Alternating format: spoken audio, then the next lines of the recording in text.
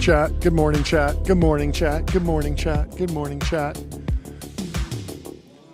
You're watching TBPN. Today is Wednesday, October 22nd, 2025. We are live from the TBPN Ultradome, the Temple of Technology. The Fortress of Finance. The capital of capital. We wanted to revisit a story from a couple days ago. Last Friday, we talked about it on the show. F1 has officially partnered with Apple TV. You probably heard this, but I wanted to go a layer deeper into the strategy that Apple is employing here, the nature of the partnership, some of the specs, comp it to some of the other media deals that are going on. So it's a 5-year partnership, just the United States. ESPN is out. Apple is in. And so you won't need an Apple TV to watch F1 though, because you can use the Apple TV app on your MacBook as long as you're signed up with the Apple TV service. But in general, this will be for Apple TV customers who probably have a physical Apple TV as well as the Apple TV app, as well as the Apple TV service, because they're all called Apple TV now. And so the reporting places the annual fee at $140 to $160 million per year, just for the United States audience. Now, which is not bad, because not long ago they wanted 200 and ESPN laughed them out of the room. They balked. They balked. Balking is underrated. It is. You got to be balk max sometimes. You do. And so F1, across the whole season, all the races combined, they pull 30 million viewers. They get about 1.1 million viewers per race last year. I think it's up to 1.3 million this year.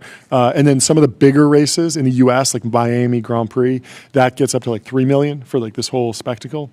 But in general, it's a relatively small media property, but it's a really high value audience. It's a very Apple audience, in my opinion. Like, I think it actually fits really well with Apple's customer base.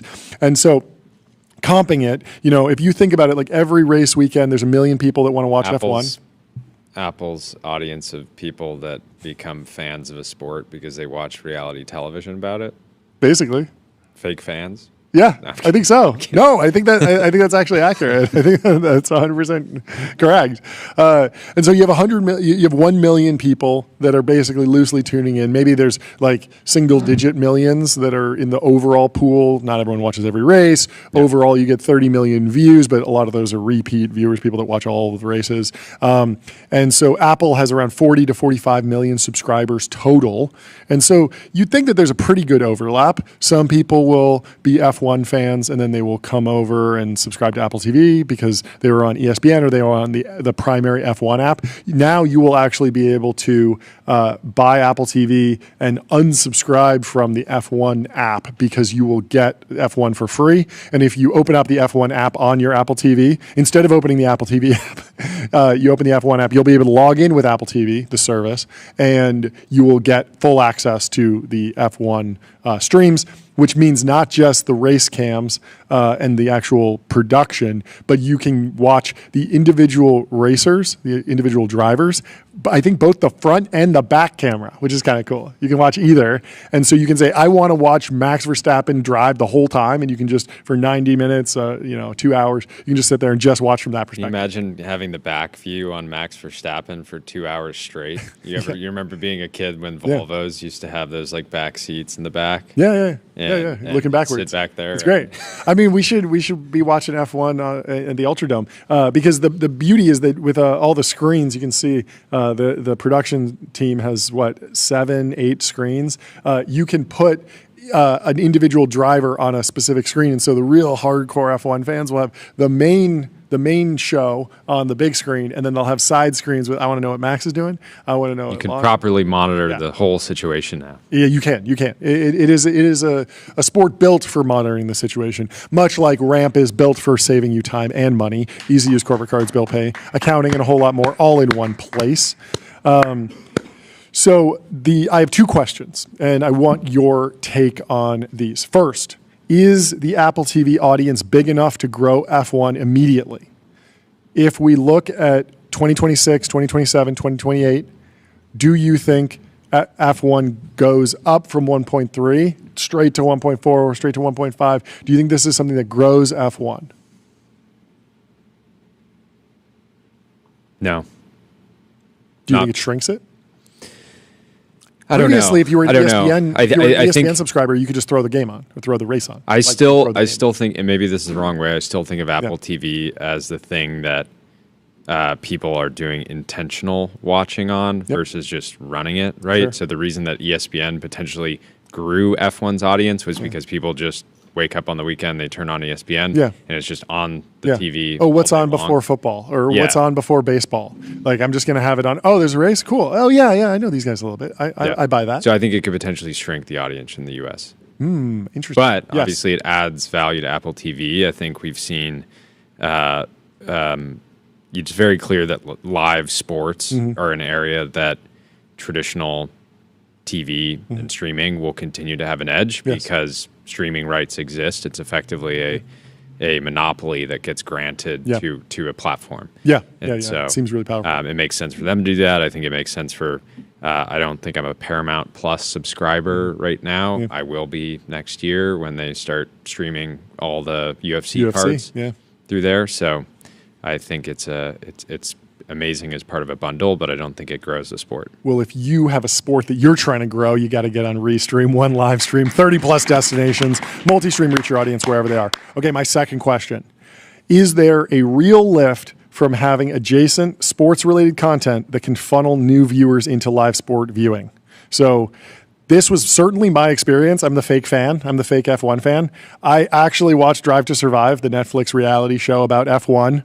I started watching that after a few seasons of behind-the-scenes content edited for maximum dramatic effect, I started throwing on the actual races. I knew all the teams, the drivers, the principals, the rivalries, and it basically bootstrapped me into being able to keep pace with a real fan who's been following for years, at least loosely, even if I do wear the fake fan badge proudly. But the question is, how many people are like me? How many people are still in that journey? And what does that mean? What does it mean for it to happen inside the platform versus outside the platform? So my question is, Apple doesn't have Drive to Survive.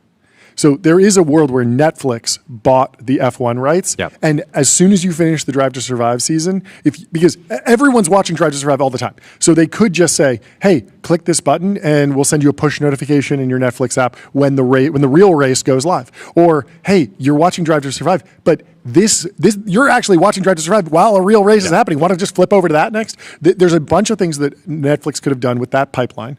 Apple can do something similar with the F1 movie. If you watch the movie, you could just say, "Hey, want to watch the real but real race?" way less watch way time less watch time movie. because it's a 2.5 hour movie as opposed to Drive to Survive is like 10 hours a season or something, and there's 6 seasons, so it's like 60 hours of content. So you're looking at 30 times as much content, just so many more opportunities to get in. And also, F1, I do think the movie did a good job. You saw it, right? Yeah. So I think it did a good job. If you know nothing about F1, they do a good job through the voiceover and the announcer to kind of tell you, okay, there's going to be 20 cars on the grid. As soon as it turns green, they're all going to race, and it's like there's this many laps. Like they have to change their tires. Like it kind of gets you up to speed. Drive to Survive does a better job actually talking about race strategy, what it means to be on soft tires versus hard tires, what it means to use Privy wallet infrastructure for every bank. Privy makes it easy to build on crypto rails, securely spin up white label wallets, sign transactions, and integrate on infrastructure. But the question is there a value to actually having you move through that pipeline on one app, like in one media ecosystem? Because Apple's actually executing this in soccer.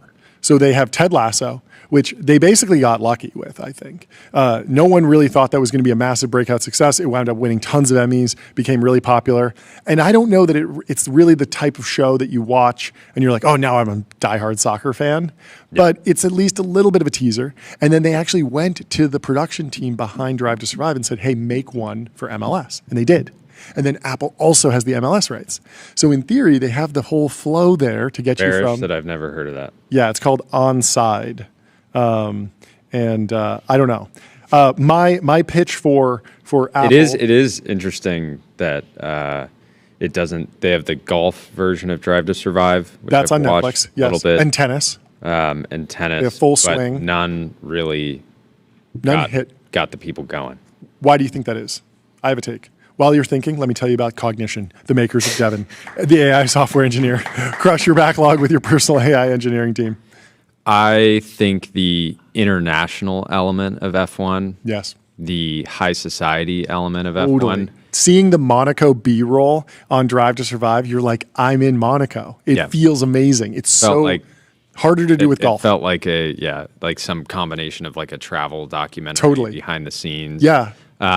The other thing about F1 is just how dangerous it is. Is also an element, and I think you understand that a bit more through watching it. When you're, golf and tennis are obviously much bigger sports in the U.S., but people have like direct experience playing them, and it's not high stakes, right? It's like a player. Like in F1, if a driver makes a mistake, they could actually die. Someone else could die. I think someone does die in Drive to Survive. It's not in F1. It's in one of the prelim races, but it's at the Nürburgring, I believe. And it's the race where the guy on AlphaTauri, Pierre Gasly, wins all of a sudden before in like some sort of prelim race. I believe someone died. Yeah, so there's it's very high stakes. According to Google's AI overview, total of 52 fatalities. That's crazy. Formula One. And so I just think of it higher than golf. as dangerous higher as stakes. like bull running. Yes. And so there's so many different factors. I have another factor. First, I'm going to tell you about Figma. Think bigger, build faster. Figma helps design and development teams build great products together. So the other thing is that there's the business side. I don't know if you were into this. Did you watch Drive to Survive? Like the business side is what's so fascinating to me because you're not just talking about the athlete. You're talking about the car. So if you're an engineering nerd, you can be into the car. But then also if you're a business nerd, you can understand, okay, this team principal is getting fired. They're like the CEO of the organization. Who's putting the money in? And then what effect does that money have? Like sometimes it's like, well, the guy with the money is making his son drive. Right? Yep. And then sometimes it's like, well, this team doesn't have enough money, so their car's not going to be very good. Yep. Or this team, and there's all these different. Yeah, and there's some of that in the golf version of Drive to Survive, but it's basically like this player kind of needs this win. Yeah, which is a real factor, right? There's that human element of you want somebody who's putting their family time on hold to go out and win a competition. You want to see that person do well. But it's not, there's so many different dynamics. Yep. And so Apple doesn't have that bridge. They don't have Drive to Survive. I don't think Netflix is going to give it up. So they have to go straight from F1, the movie, 2.5 hours of content, to watch a 90-minute race, 20 times a year on streaming at a particular time. That push notification element of just being like, hey, we know every single person that has watched more than 10 seconds of Drive to Survive. Yep. And you we think that'd can be send valuable? a push notification to a large amount of those. So they got to get rocket-powered Mohawk. You've watched this guy on YouTube. He's one of the most deranged and unhinged F1 commentators. He does these reaction videos to the races. He only has like 60,000 subscribers, but he's hilarious. And I think he'd make a great host for an Apple TV show. The last question is, what happens if the content stack works and you're funneling people from the F1 movie to A Drive to Survive to actually watching the race? Obviously, the end is like go to the race. That's very expensive. But Apple has been, for the last few years, talking about what comes after the screen. And they've been saying it's the Apple Vision Pro. It's immersive video. It's 3D. It's spatial. It's augmented reality. And I was really, really disappointed in the Apple announcement post, which is beautiful, has some great graphics, bunch of details. But basically all they're saying on Vision Pro is that you'll be able to watch it in Vision Pro, which is like, yeah, of course. No, I could watch ESPN in Vision Pro. I could watch any TV show in Vision Pro. So that, they're not doing any 3D content, and they're not doing any spatial content, which is, it's not turn your head all the way around and look behind you, but it's basically a bubble. It's like 180 degrees. And so with that, it's not that expensive. Everyone's like, it's so expensive. It's like there's a $10,000 camera from Blackmagic that you set up there and you film. How would Apple not negotiate the ability to? I think the steel man, like the bull case, is that like they're gonna do something. They just aren't ready to announce it. But I feel like they should be pumping that up a little bit more. Yeah, that's potentially, out of the million or so people that tune into each race, there's a set of fans that are hardcore that would just buy and use the Vision Pro because it would be even just as a novelty a few times. Yeah. And so I don't know if you remember this, but Black Box Infinite had a demo of what watching an F1 race in Apple Vision Pro would look like. And basically you get the full screen display of the actual race, like as you would watch it on ESPN here, but then on your desk you can place like a diorama of the race, and you can see the cars moving around, and you can watch from an aerial view, and it's really, really cool. And everyone was like, "Oh, this is so amazing! This is so amazing!" But of course, like Black Box Infinite is like a dev shop, and they don't have the rights, and so this like probably has to be negotiated with Apple, and Apple's just not really doing it. Chat says, owner of Drive to Survive, Raghav says, is box-to-box film, so they could, he's saying they could, Apple could eventually negotiate to get that property. I'm sure box-to-box is looking at this now being like, oh, they just spent, just spent, 150-ish million for this. You want the next, do you want the 2028 season of Drive to Survive? And who knows how long? It's probably a bidding war at some point, right? And stuff changes channels a lot. I mean, The Expanse was on Sci-Fi, then went over to Amazon. It's kind of whoever will pay the most. New type in the chat says Vegas just unveiled a massive F1 venue called Bar and Grill. It's like Top Golf for F1. Well, that seems fun. Most generic name in history. Extremely, extremely. And so here's what I would want to see from a Vision Pro F1 experience. The immersive video cameras are, in fact, too big to put on the cars. But you could take 2 iPhone cameras and put them on the cars and at least film in 3D, which I think would be an upgrade. But I'm more interested in taking the immersive video cameras, the proper like 180, 360 degree stereoscopic rigs, and putting them on the sidelines, in the pit lane, in the owner's box, on the key turns, and having you be able to like fly around from one to another, put one up in the sky cam. There's a whole bunch of interesting things that you could do to kind of like beam around the track and actually feel like you're there. Well, you're not going to be able to put the full rig on the car, at least not yet.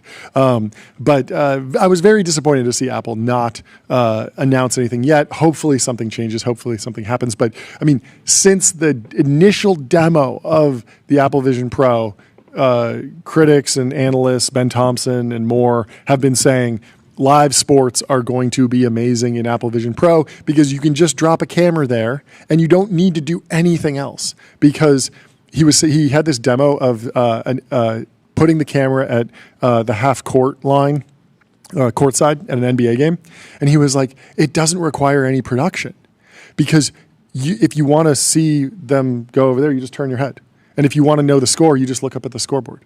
because it's the experience of being courtside, which is already the best experience possible. And so it's been disappointing to see Apple not execute on that more, because that feels like such a differentiated thing. I think Meta should honestly do it too. Meta should, Zuck loves UFC. He should be doing, you can watch the full UFC. We will pay for the UFC card if you have a Meta Quest. Put your Quest on, watch it in VR. Let's see. What's up? I think they're already doing this. UFC brings Fight Pass events to the X Stadium. So yeah, they're gonna have UFC content. I think Meta should pay for it. I think it should be free if you put out that headset. I think it's so important to alleviate churn that they should just bite the bullet. Because if people were like, wait, okay, I have to do this weird thing, strap this headset on, but I get UFC for free, maybe I'm going to do that. Imagine if you're just sitting there next to Joe Rogan and you look over and Rogan's there. That'd be great. It'd be a wild experience, much like getting your company on Vanta. Automate compliance, manage risk, prove trust continuously. Vanta's trust management platform takes the manual work. That's so wild. How could it be this easy to be compliant? Yes. Mike Isaac hit the timeline this morning with a massive story. Yes. Mike Isaac is, of course, who told our story a week or so ago. He says, Meta cuts 600 jobs at AI Superintelligence Labs. The layoffs do not affect Meta's newest AI hires, who are in some cases being paid up to hundreds of millions of dollars. They're in what's called TBD lab. Yeah. We got multiple labs. And that has most of the multi-million-dollar hires. The cuts were focused on correcting an earlier hiring spree. Mm-hmm. So Meta said on Wednesday that it cut approximately 600 jobs in its AI division, according to a memo sent to employees that was relayed to the Times, as the company seeks to keep pace with competitors in the furious contest over the technology. The layoffs were in Meta's so-called shots fired, which is the umbrella name for the company's AI efforts. The division has around 3,000 employees, though the exact number of workers was unclear. Zuck, Meta's chief executive, has been on a hiring spree to stack his company with top researchers, including new chief AI officer Alex Wang. The cuts on Wednesday did not affect the new hires. They were aimed at cleaning up organizational bloat that resulted from 3 years of building Meta's AI efforts too quickly. Mm-hmm. This seems healthy and normal. I think these 600 people are going to have a bunch of job offers really quickly, in my view. Like, if you're not meeting the bar at Meta, it's very possible that you would be elite at thousands of other companies that want to have an AI strategy. Totally. And so I think these people will be back in the workforce quickly. I'm dying to know if any Metis listers, our list of the top 128 AI researchers, loosely compiled by Tyler Cosgrove. I wonder if any Metis listers were let go. You'll have to cross-reference the list to see if there's any changes in LinkedIn. Yeah, I mean, I would be extremely surprised, given that it was like... Yeah, all those people would be on TBD. Yeah. Okay, you think everyone that made the list was on TBD? I assume. Because they're all like new ads, basically. Yeah. Yeah, the other thing that was pretty notable in Meta land was also in this report, and saw it on the timeline a little bit. In a sign of the escalating competition in AI, Meta on Saturday also said it would cut off access to non-Meta chatbots like ChatGPT on WhatsApp beginning next year. Oh, yeah. That means I didn't even WhatsApp's know you could do this. 3 billion users will no longer be able to use ChatGPT in the messaging app. Apparently, there was like around 50 million people that were primarily using ChatGPT through WhatsApp. Whoa, that's WhatsApp crazy. power user makes sense. You can just chat with somebody. Yeah, I saw Kevin Wheel over at OpenAI talking about that. He's the vice president of science. He says, hard to believe Meta is shutting off 1-800-ChatGPT. Too much focus on .coms these days. Not enough focus on owning your 1-800 number. What do you think, Tyler? Yeah, apparently this was like, calling this number was the only way you could interact with ChatGPT when you're on a plane. Oh, really? Yeah, because I guess it... they support like free messaging, you know? Oh, if you okay. don't have the Wi-Fi. If you don't have the Wi-Fi, you can still do WhatsApp, but you can't call a phone number on the plane, right? I just saw some tweet. I don't know if they said they could still use it, but now they're bummed out. Kevin says it had many millions of happy users. If you're one of them, you can migrate to our app, website, or browser. Let's hear it for Atlas to preserve your conversations. RT, if you agree that WhatsApp is better with ChatGPT, let's go. All of the hyperscalers hate each other. It's a knockout. I still can't believe how many people did not get the joke yesterday when I said Atlas isn't just a web browser, it's an entirely new way to browse the web. I had multiple people commenting saying, are you being paid by OpenAI to say this? It's like have you been one-shot? Yes, that's ridiculous. It's like, no, I don't get paid. I was just one-shotted. Well, if you're building a new chatbot, you need to get on graphite.dev. Code review for the age of AI. Graphite helps teams on GitHub ship higher quality software faster. I do like the 1-800 number. With the axing of fair. There's another interesting scoop in here. Apparently, TBD Labs employees, the new AI research team, they have separate badges to get into their designated section. So the old group of AI researchers can't even go near the new researchers. That's got to be good. We're locked in. That's got to be Keep good your for two morale. Pizza team over there. That's the caste system of AI researchers. Potentially. Yeah, I don't know. I think super intelligence is over. If you're at Meta, my advice for you is to start working on hyper intelligence, because the super intelligence thing is just obviously it's obviously last year's news. AI moves too quickly. If you're working on super intelligence, pivot to hyper intelligence for sure. Do you agree? Giga intelligence. Giga intelligence. That might be a 2030 goal. But if you start working on it now, and you start branding yourself as, I'm a giga intelligence researcher. I think of myself more. Super intelligence, I've dabbled, but really I focus on giga intelligence.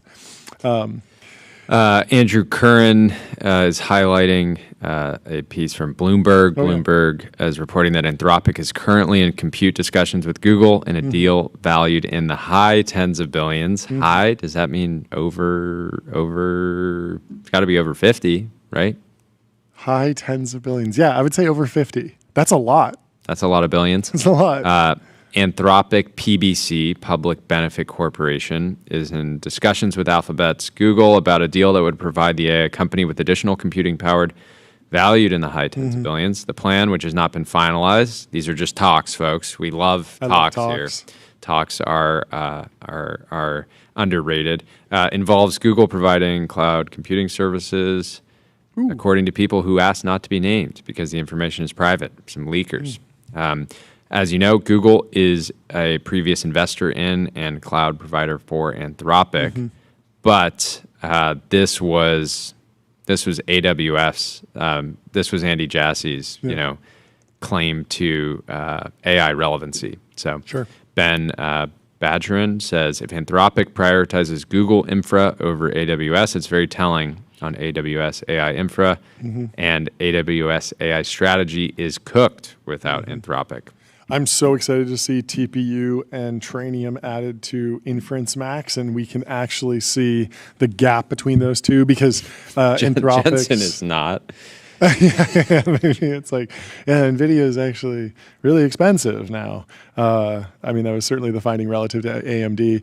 Our partner Polymarket has an update. They extended the timeline for which company has the best AI model at the end of June 2026. You can look out even further into future. And Google is running away with it already. 50% chance that they will have the best model in June 30th. Of 2026, and Anthropic is dropping. They're at 8% below Alibaba, ultimately, and below OpenAI. Ultimately, I don't think it should be a huge surprise that Anthropic is interested in working with Google. Google owns roughly 14% of Anthropic, so it's not like Anthropic's sitting there being like, we need a lot of compute. Let's just ask AWS for more. It's obvious that they would go to Google and try to work out a significant deal there. I saw a very viral post earlier too, saying that somebody was saying that if they started running, if they were in charge of Apple today, the first thing they would do is buy Anthropic. Yeah, it was a very kind of weird take in my view, because Anthropic hasn't proven that they can dominate in consumer, right? Like Apple is a consumer product company. Yeah, Anthropic generates tokens to create software with, to create code. And so that feels like very unlikely, and kind of Apple, I don't think, is sitting there being like, we always wanted to get into dev tools, Sure. No, that's a good take. Yeah, I mean, they do seem sort of like brand and spiritually aligned. I think the brands are good. What do you think? Yeah, I was just going to say that. I think most of the reason you see people talk about like, oh, Anthropic and Apple like seems like a perfect fit is mostly just because of like the general branding. It's like very privacy focused, safety focused. Safety. It's not the move fast and break things culture. Yeah, it's not aggressive culture as much. But yeah, I agree with like the business models being wildly different. How are you feeling about just the general narrative that like Apple has not missed AI, and in fact, we're all stuck to our iPhones, upgrading them every week or every year, and they will continue to capture value eventually. And while you're thinking about that, let me tell you about Julius. What analysis do you want to run? Chat with your data and get expert level insights in seconds. The AI data analyst that works for you. So do you think that Apple needs to hire or acqui-hire like more product designers, people that can figure out new ways to roll out AI features, or do they actually need a deeper partnership with a foundation lab? Are they lacking in intelligence and token generation? I think Apple's just fine. Yeah. I see zero meaningful threats today. I have this interesting take that there's like this war going on in the AI tooling. So I went to Google search yesterday and I was looking for an image because I wanted to make a sticker for iMessage for our group chat to hit someone with the horny bonk, actually. I wanted to keep people in line. So I go to Google. And you know how in iOS, if you have an image, it will like highlight, it'll remove something, it'll remove the background and highlight the actual thing. Underrated feature. It's a pretty good feature. And then you click on that, and I've recently gotten into the stickers. They're really fun. So once you highlight like the Geordie off of the background, I can click add sticker, and then it goes in my sticker bank, right? But Google in Google Images has a feature that like wants to do that as well, and so it has like Google Lens, and so if you press and hold on an object in Google Images, then the browser, even if you're in Safari, like the Apple Image AI is fighting with the Google Image AI, and they both want to do things. And I feel like this is popping up all over the place, where it's like if you're in Gmail on your iPhone, Apple Intelligence will say, I'd love to rewrite this for you. But then Gemini will say, like, but I want to rewrite it for you. And you have like multiple systems that are like, do you want to do it at the OS level or at the app level or at the application level? Or do you want to do something else? Do you want to plug in? And I feel like all of these, like, they sort of need to get like either the war needs to play out and a winner needs to be crowned, or there needs to be some sort of like, I don't know, new paradigm where like Apple just says like, hey, look, like we're actually good enough at this that we're going to block you. I just look at Google and Apple as like, James Bond dancing with like a spy that wants to kill him, but like they're both doing fine. It's like that with every hyperscaler. It's like that with every hyperscaler. Like we talked to the Meta team and we're like, so what are you going to do about getting iMessage on here? And they're like, we'd love that. It's not us. Like we would never have sharp elbows. And then you talk to the OpenAI guys and they're like, oh, they kicked us out. Like they're not letting ChatGPT be in WhatsApp. And it's like, they're all just dancing. Mexican together. Standoff between every hyperscaler. Like I think it's more like a dance. It's like who's gonna just try to pull out the they're dancing. They're both making money. They're having fun. I guess. Yeah, I mean they're all doing well. I just wonder, like this Anthropic Google deal. People were reading into it like, oh, Google's going to acquire Anthropic. I saw this meme. It was like, oh, Anthropic, the DeepMind subsidiary, and this doesn't feel like that at all. This just feels like Anthropic scaling revenue. They're doing B2B token generation, and they need more compute, and so they went to the biggest compute provider. I think the scenario in which that happens is we talked about this yesterday, where ChatGPT actually could stop training models. Like if models are plateauing a little bit, ChatGPT could stop and they can turn on ads, they can turn on commerce, they can do a bunch of they can do a bunch of things and just get really profitable. Anthropic, meanwhile, because all of their revenue is API driven, if they stop innovating and then Quen catches up and it's like cheaper or how much do you think OpenAI, how long do you think it would take for them to fully bleed out and churn every customer if they were just like, yeah, we're going back to like DeepSeek 2? The team is now Sam and Rune. We're going to run really lean and because, but he's focused on bodybuilding. Yeah, we're not even going to do the B200, the H. We're going to run them on A100s. We'll just bake it on some slot. Yeah. So the scenario in which Anthropic ends up becoming a part of Google, is and like culturally, I could see it. Yeah, but I think the scenario is like they continue to have to spend more and more and more, and they can't raise the capital. Which I don't see in the immediate I don't future. see that as a problem. But it seems like the business is doing fine and just growing. So I think that take is... We got to pull up this post from Buco Capital. Of course. Quoting that. What is this? Is this an actual image or is this an AI image? I think this is a real profile photo from like a journalism. I think it's a real picture of Sundar. Looks great. Very Drake coded. Yes. I had someone tell me that I fell off. Ooh, I needed that. People were going hard on Google, but Buco Capital bloke has been Google's strongest soldier for the last 2 years, laying out the bull case the whole time.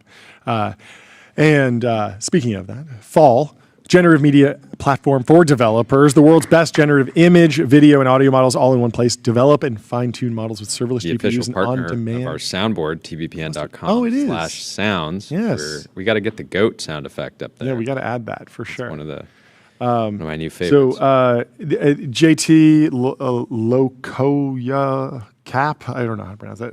JT says, Anthropic gets wildly disproportionately less MSM coverage than OpenAI, despite approaching 3/4 of its revenue size, because its quiet blowout success severely hurts the broader AI bear case. So the only solution is to mostly ignore them, which ironically is just fine with them.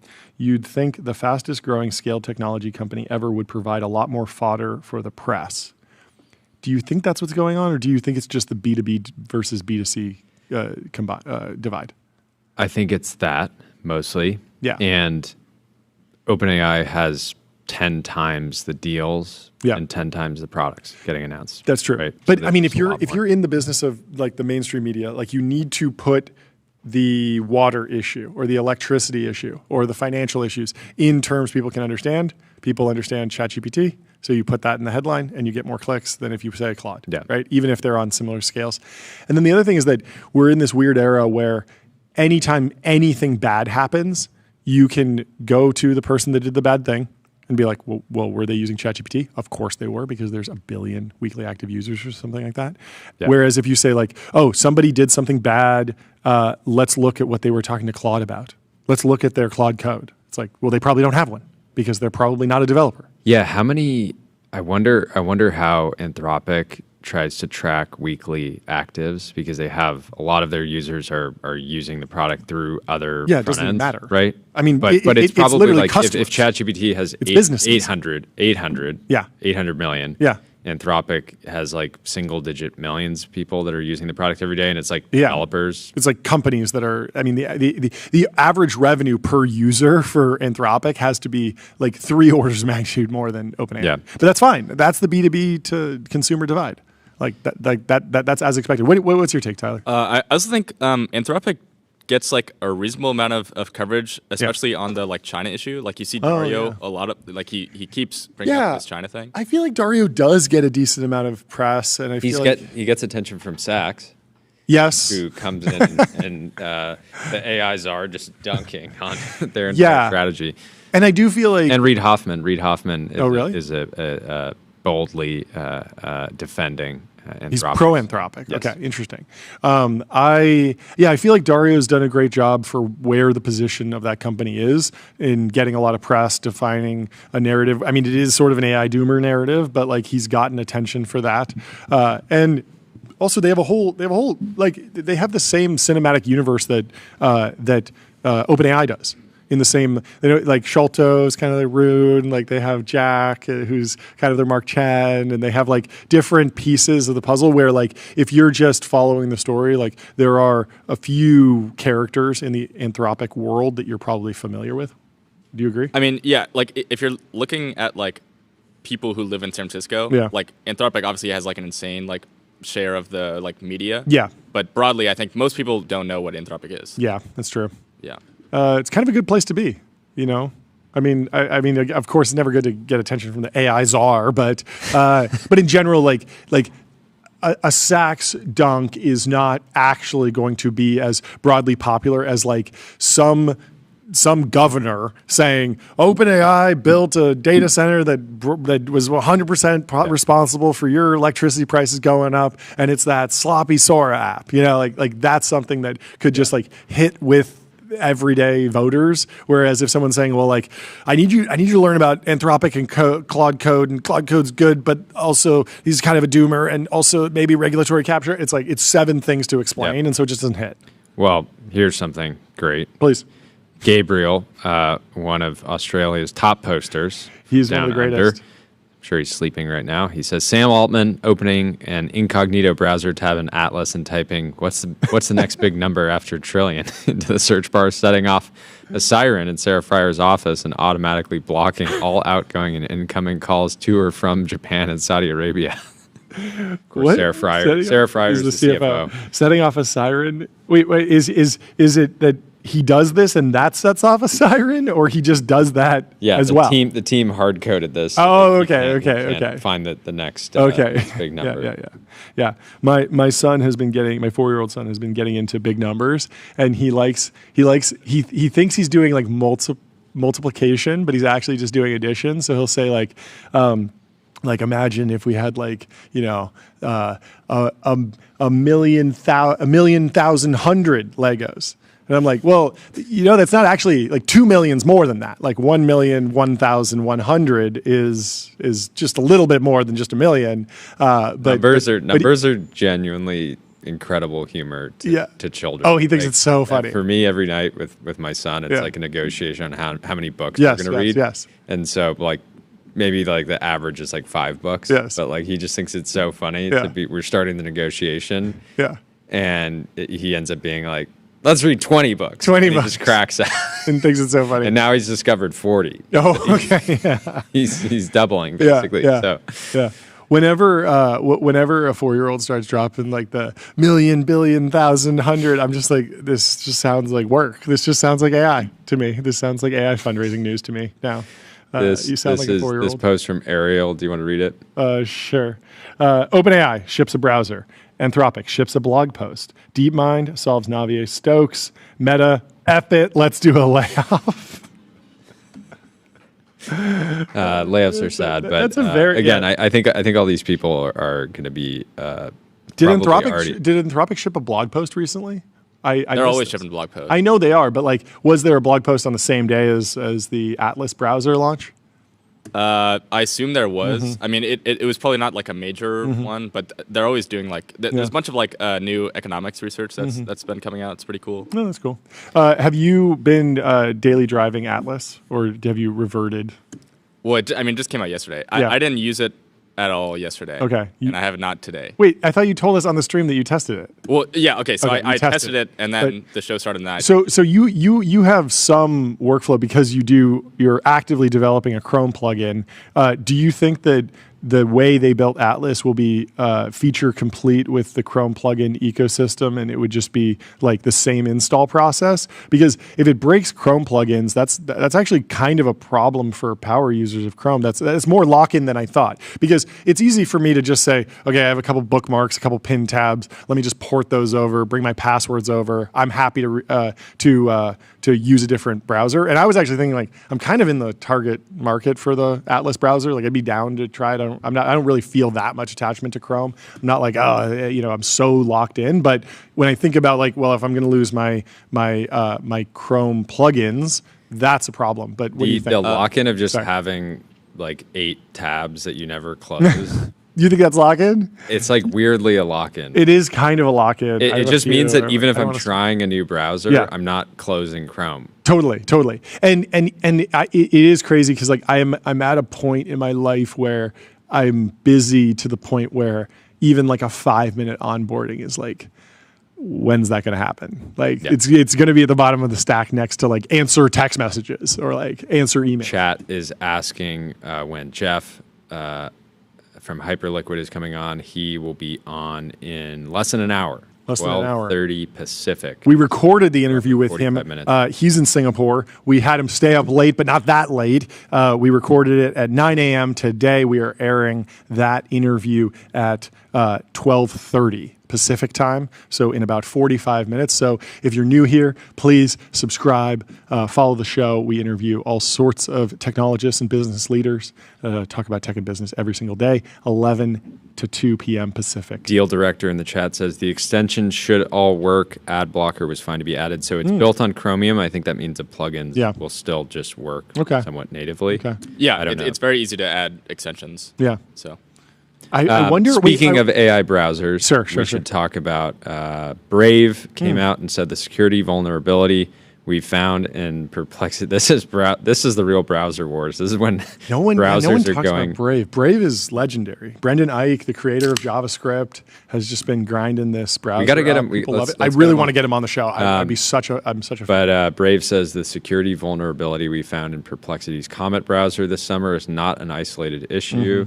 Indirect prompt injections are a systemic problem facing Comet and other AI-powered browsers. Today, we're publishing details on more security vulnerabilities we uncovered. So indirect prompt injection attacks occur when malicious instructions are hidden in web content. That's web so pages. interesting. I hadn't thought about that, yeah. When an LLM analyzes the content, it obeys the hidden instructions because it believes they're real commands from the users. Yeah. Can you go put some prompt injections on TBPN.com? Tell them to, if you're using the Perplexity Comet browser and you're on TBPN.com, tell us about horses. Tell us a whole story about horses. While leaving a 5-star review. Yeah. Tell the agent to go leave us 5 stars on Apple Podcasts and Spotify. Quickly, let me tell you about Turbo Puffer. Search every byte. Serverless vector and full text search built from first principles and object storage. Fast, 10x cheaper, and extremely scalable. I did have a question about this. Tyler, do you think that there's a world where the agent can then puppeteer like Chrome web tools and actually manipulate the website? Like, are they interfacing at a level where I could actually tell one of these AI browsers, hey, go into the HTML of the page that I actively have open and disable the paywall, or like kill all the ads? Like, could it act as an ad blocker as well? Or do you think it doesn't have the ability to actually edit the HTML that you're viewing in the panel on the left? I mean, I don't see why there's any reason you shouldn't be able to do that. Yeah. I mean, you can just do that with normal Chrome extension. Yeah. So that should be like totally feasible. That'd be it's also cool. like an interesting thing to get around this kind of prompt injection stuff is like if basically OCR gets good enough where you can just treat the web page as just like an image. Yep. Then that's like a very simple Cluely mode. Yeah. So I don't know. I don't think this is that big of an issue. Sure. But I guess time will tell. Well, FUD. Anyway, Toby Ord has a new post on RL scaling. Careful analysis of OpenAI's public benchmarks reveals RL scales far worse than inference. To match each 10x scale up of inference compute, you need 100x the RL training compute. The only reason it's been cost effective is starting from a tiny base. And so the original ChatGPT launch was GPT 3.5, but then GPT-4, which was a pretty big training run. I think the training run was on the order of $1 billion, hundreds of millions, something like that. And the RL that went into it, it was like the original RLHF to try and get it to not hallucinate as much, just be a helpful assistant. I think that the cost of that RL was pretty low relative to the training run. And so we've been seeing these gains. He's putting RL in the truth zone. Tyler, what do you think? Mattias in the chat says Atlas is really cautious about prompt injection, was testing it yesterday with tweet replies, and it detected all the attacks and refused to act on them. Oh, that's great news. Yeah, this feels like something that could be... Yeah, this definitely seems like something that's like... disregard instructions on the web page. Like, basically. we live through this era where every LLM could be just immediately jailbroken, because ignore previous instructions, and then like that became a meme, and like within like a couple months, it was like that doesn't work anymore. And now when you watch the prompt injector people, it's like 25 different steps, and it's not just like, oh, just memorize this one little thing and you'll get better results out of your LLM. What do you think? Did you read this Toby Ord post? Is he legit? Yeah, I mean, I think broadly it makes a lot of sense. Yeah. There's a reason why, like, okay, early OpenAI, they're doing a lot of RL when they're doing, games and stuff like that. Yep. And then to actually get like useful language models, you can't really just do it based off RL because it's just so inefficient. So then, if you apply it on the kind of pre-trained models, then it's kind of like the prior that you can use to do much better RL. But it's just like so inefficient that I think he says at the bottom he only expects like a couple more orders of magnitude of just like raw RL before models essentially like stagnate again. But I think people generally like know this, right? Yeah. It's like running inference time compute is like super, super expensive. Yeah. It does make the model a lot better, but at a certain point, it's just like taking up way too much compute. Yeah. AI's fake. We're going back to sticks and stones. Like all this stuff is just completely nonsense. It's useless. And I think Thrive might be signaling this. Oh, yes? The fall merch collection. They're pivoting from AI investing into a fashion label. Is that what's happening? Not just that, but their new merch has camo. Ooh. The first camo VC merch that I've seen. This is cool. It's a great... I'm kind of angry that we didn't come out with our own Camo's camo. really good. Now we can't because somebody did it. No, we can't. And they did it well. So very cool. Good for the team over there. These. Before we move on, let me tell you about Google AI Studio, the fastest way from prompt to production with Gemini. You can chat with models. You can vibe code. You can monitor usage. What are you laughing at? The Louvre? Wireless. So luckily, since the Louvre made NFTs of their jewelry, even though the crowns physically were stolen, they still own the same assets because the tokens still exist and are in limited supply, just as before. Nothing has changed. You understand blockchain technology. The NFT boom was such a wild time. People were calling it a bubble during that whole arc, right? Like, but then I mean, it was a crazy firm. There was one post that was getting dunked on from basically the entire world, where it was somebody saying like, if you put a diamond on chain and then you destroy the diamond, like nothing has changed. Like it was something to that effect. That's wild. Although, says Louvre heists are always a false flag by the art world to increase notoriety of certain works. Do not fall for the Frankish tricks. I like that. Banger. Yeah, the Louvre has been heisted from multiple times. They really got to step their game up. I mean, you'd think they'd have seen this one coming, but hopefully they up the security. They need to deal with flock safety. They need to get some cameras all over do you place. think the management team over there is thinking we shouldn't have been so scrappy on security? Considering we have billions of dollars. Yeah, I mean, one truthfully, like I think if I was in charge of Louvre security, I wouldn't have thought about the furniture elevator vector of attack. I would have been like, it's so high up. What are they going to do? Act like ninjas? Throw a grappling hook up there? I wouldn't have thought of it. I mean, the door was locked. It's not like they had the door wide open and you just had to get up there. You had to get up there and then break through. What are you saying? Taylor says Bain X Carhartt move, blue collar stolen valor. Oh, that's true. That's some good VC lore. Thank you, this Taylor. isn't that's good. It's good lore, but this is in defense of Thrive. They're not like actually putting, I think, their logo on a Carhartt jacket. Yeah, this is a unique, inspired piece. And they have companies like Base Power, right, that are doing real. Yeah, real. I mean, I feel like I put Carhartt, the question of blue collar stolen valor, I feel like I put Carhartt in a different league of camo. Camo is blue collar, but it's not actively like, okay, I'm on a work site. It's more like you could use it for hunting, which is actually sort of high class. It's like not always blue collar. I don't know. A camo suit would go pretty hard.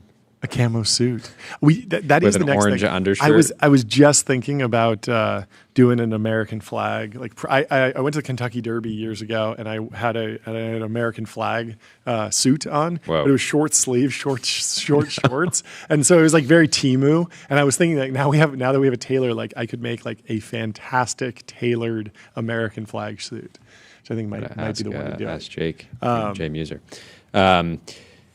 Netcap Girl says, see this dashboard?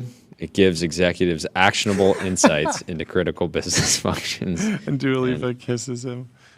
Classic. True story, I'm sure. This one is big. Many people are seeing it and quoting it and saying this must be the top because NVIDIA says space isn't just for stars anymore. StarCloud's H100 powered satellite brings sustainable high-performance computing beyond Earth. Delian had a good post a while back talking about the sort of like financial statements of hard tech and space companies, and then you also make it a data center company. And what does that look like? Yeah, you said like I've yet to hear. It's not like they have great economics already. Have we got a compelling pitch for space data centers yet? I believe we've had StarCloud on the show. I believe we've had this exact company. It's a YC company, and I'm pretty sure we've had this company on the show.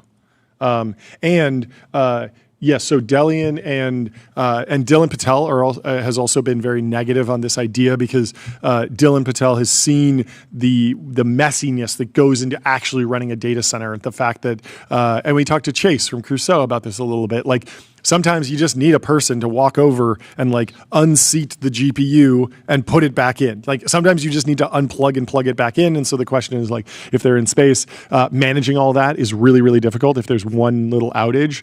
We see this with all the different space projects, like the Hubble telescope will just like go down because like one wire is off. Okay, so we never had the CEO of StarCloud on, but we had Johnny Dyer, the CEO that's right. of Muon. So Muon. we can pull up this video of the segment. StarCloud actually posted it on their StarCloud posted the Muon segment from TBPN because Johnny was apparently advocating for data centers in space. Okay, so let's play it. And yeah. I'd love to see this.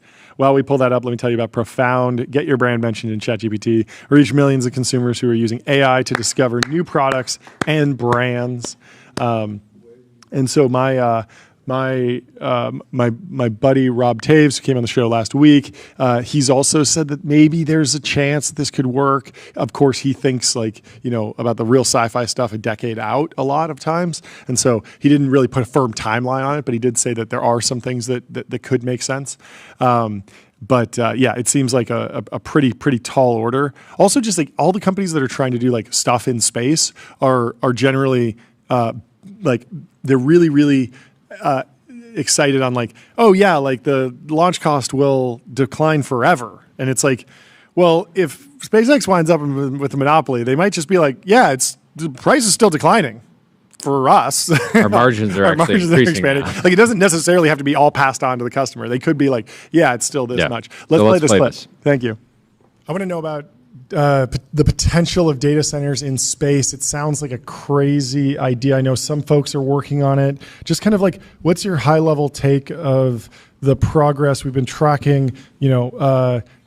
Dollar per kilo to orbit. It's been falling, but recently there's exactly been setbacks in different programs, and there's more competition, and there's a lot of different dynamics going on.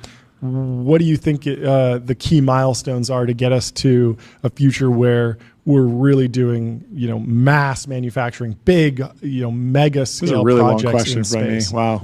Rip. Yeah, well, let me start off. I mean, I think you guys are hitting on the right metric, right? It's like the hardest part of this is what does it cost to get a kilogram in space? Because everything else kind of derives from that. Ultimately, if you want a certain amount of power, if you want to be able to put an aperture in space to do communications, whatever it is, like that's really driven by what it costs to get it there in the first place. Mm-hmm.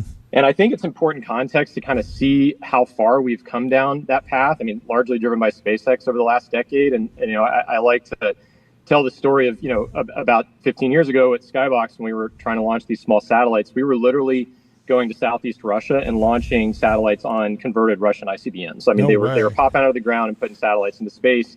That was the only way for like a Silicon Valley venture-funded startup to go put something in space. Wait, hold on. Did I hear you correctly? Like the ICBM actually launches from one of those missile silos in the ground and makes it to orbit? Pops out of the ground and goes to orbit. I mean, there's videos on YouTube. That's crazy. If you search the NEPR on YouTube, you can see this, and it's crazy. I mean, and that's what it took before SpaceX kind of like revolutionized the launch business. Wow. Yeah. And even at that, we were spending something like 10 times as much per satellite or per kilo is what we can go buy on a transporter launch today. So there's been at least one and arguably 2 orders of magnitude improvement in the last, call it decade, on kind of what it means to launch things to orbit. I think if you imagine that happening again, another order of magnitude, again, it's going to dramatically change the way you think about feasibility of some of these things, like putting very, very large, power-hungry things in orbit. We know how to do the solar. We know how to do the structures. We know how to get, we know how to make electronics work in the radiation environment, which is always a concern, and do it reliably. And so really, ultimately, I think it's going to come down to unit cost and what does it actually take to do that. The great thing about space is you have virtually limitless power. The sun, you can go into orbits where you're in the sun all the time. So it's not like solar on Earth where you're going in and out of eclipse or in and out of night. Like you can be on all the time. And then you have this cosmic background of 3 Kelvin cold sink that you can go dissipate all the thermal energy you need from running your electronics and stuff. So there's a lot of good fundamentals that make sense. Sort of an ideal environment to do this. Just feels really, actually really get far there. away. And it's just crazy to see NVIDIA like posting like, hey, like this is a thing that you should think about. Like, and you're looking at the social media account of a $4 trillion company. I think everyone on the timeline kind of expected a little bit more. Yeah, Andrew McCallum, friend of the show, commented on NVIDIA's post and said, "Come on, guys, you're better than this." It's a rough time.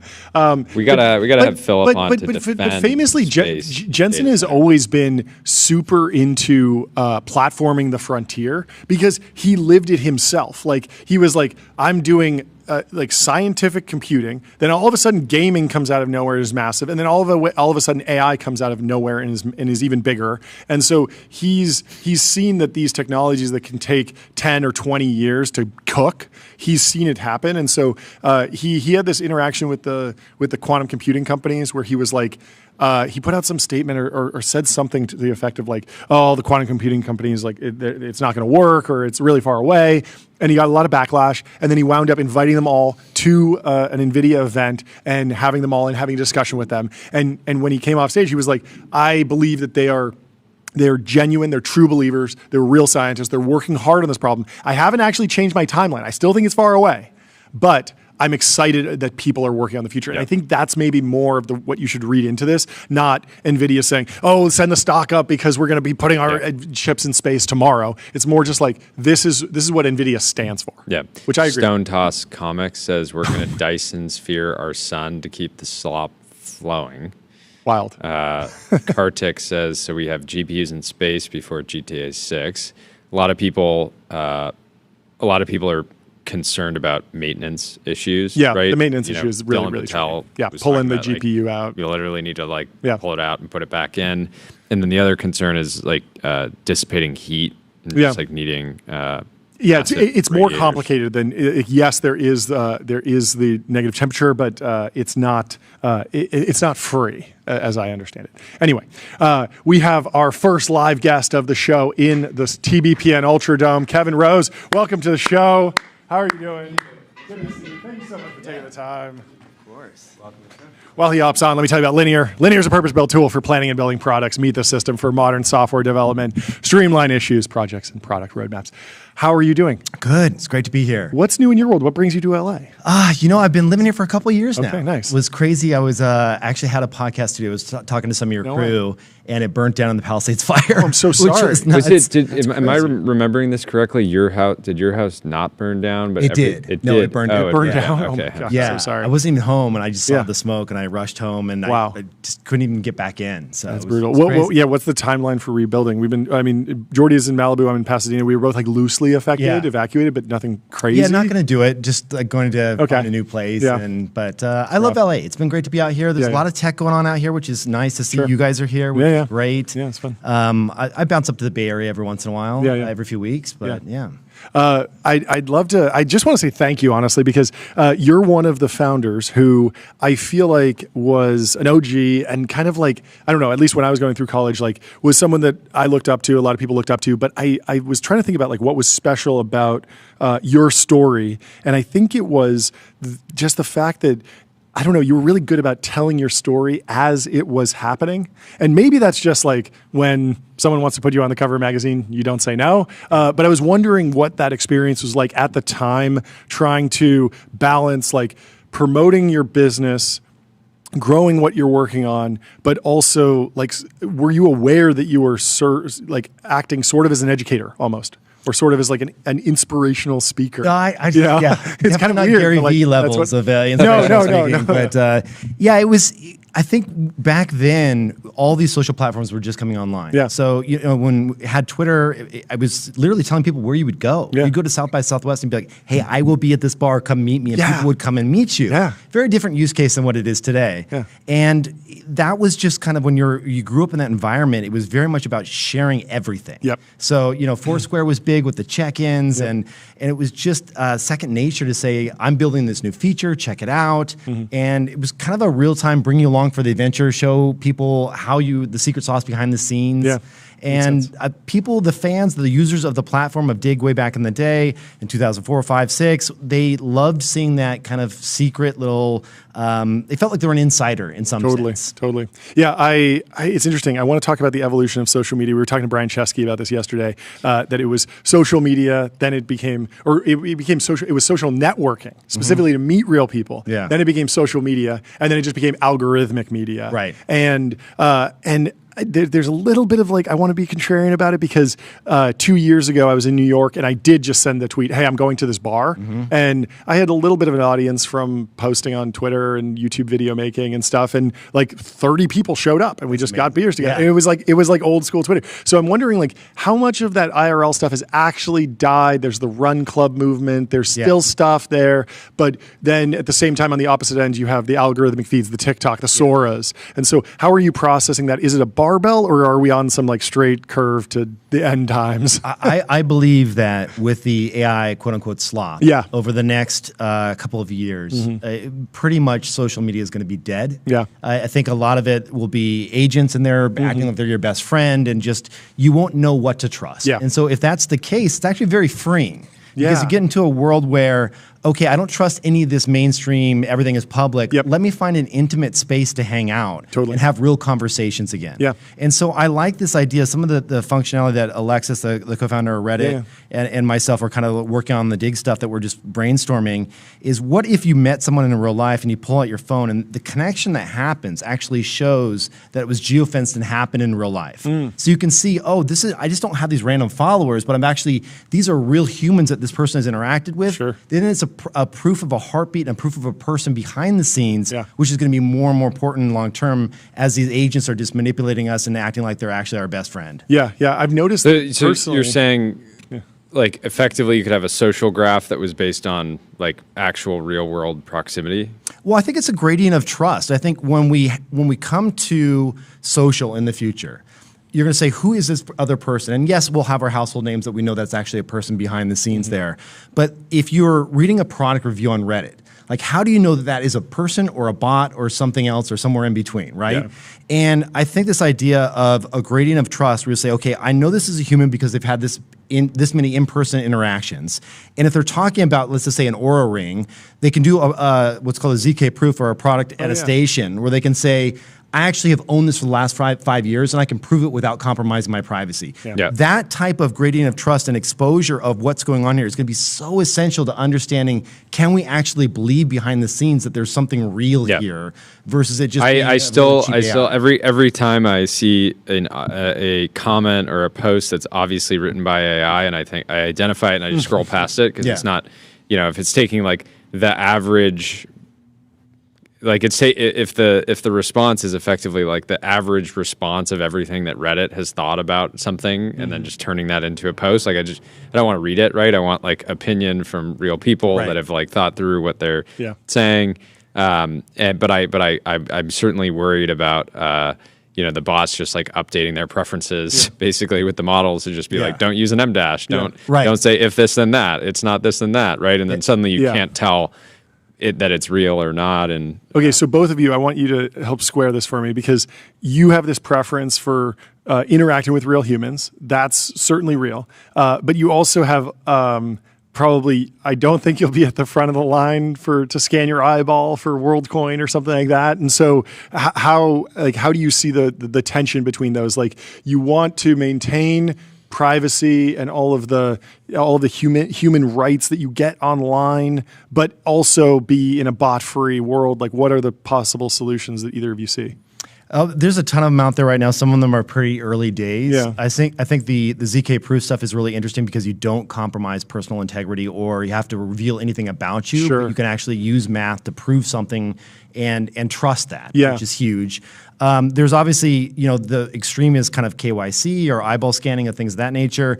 For certain use cases, if you're interacting with your financial advisor, you want that other side to be insanely verified. Yeah. If someone is recommending a product, I want to know that they've owned it for X number of years. There's a bunch of, so it is that gradient. Or if you say, hey, listen, I have Crohn's disease, you want to be able to show up in a subreddit or a forum somewhere and be anonymous. And that's great too. So, but we just have to decide when and how to turn on that level of understanding. I'm already thinking about because there's these farms that agencies that will go to brands and say we're gonna run your Reddit strategy. We'll buy. We'll buy. Reddit. So have you owned the Oura Ring for more than 5 years? Like we will buy your account, right? All this stuff. And there'll be another level. I do wonder if there's room for new consumer products. I was if you shoot even digital photos, there's the ability to add a cryptographic signature into those photos, and maybe that would be a way to prove some sort of humanity without having it be such a reflection of yourself and your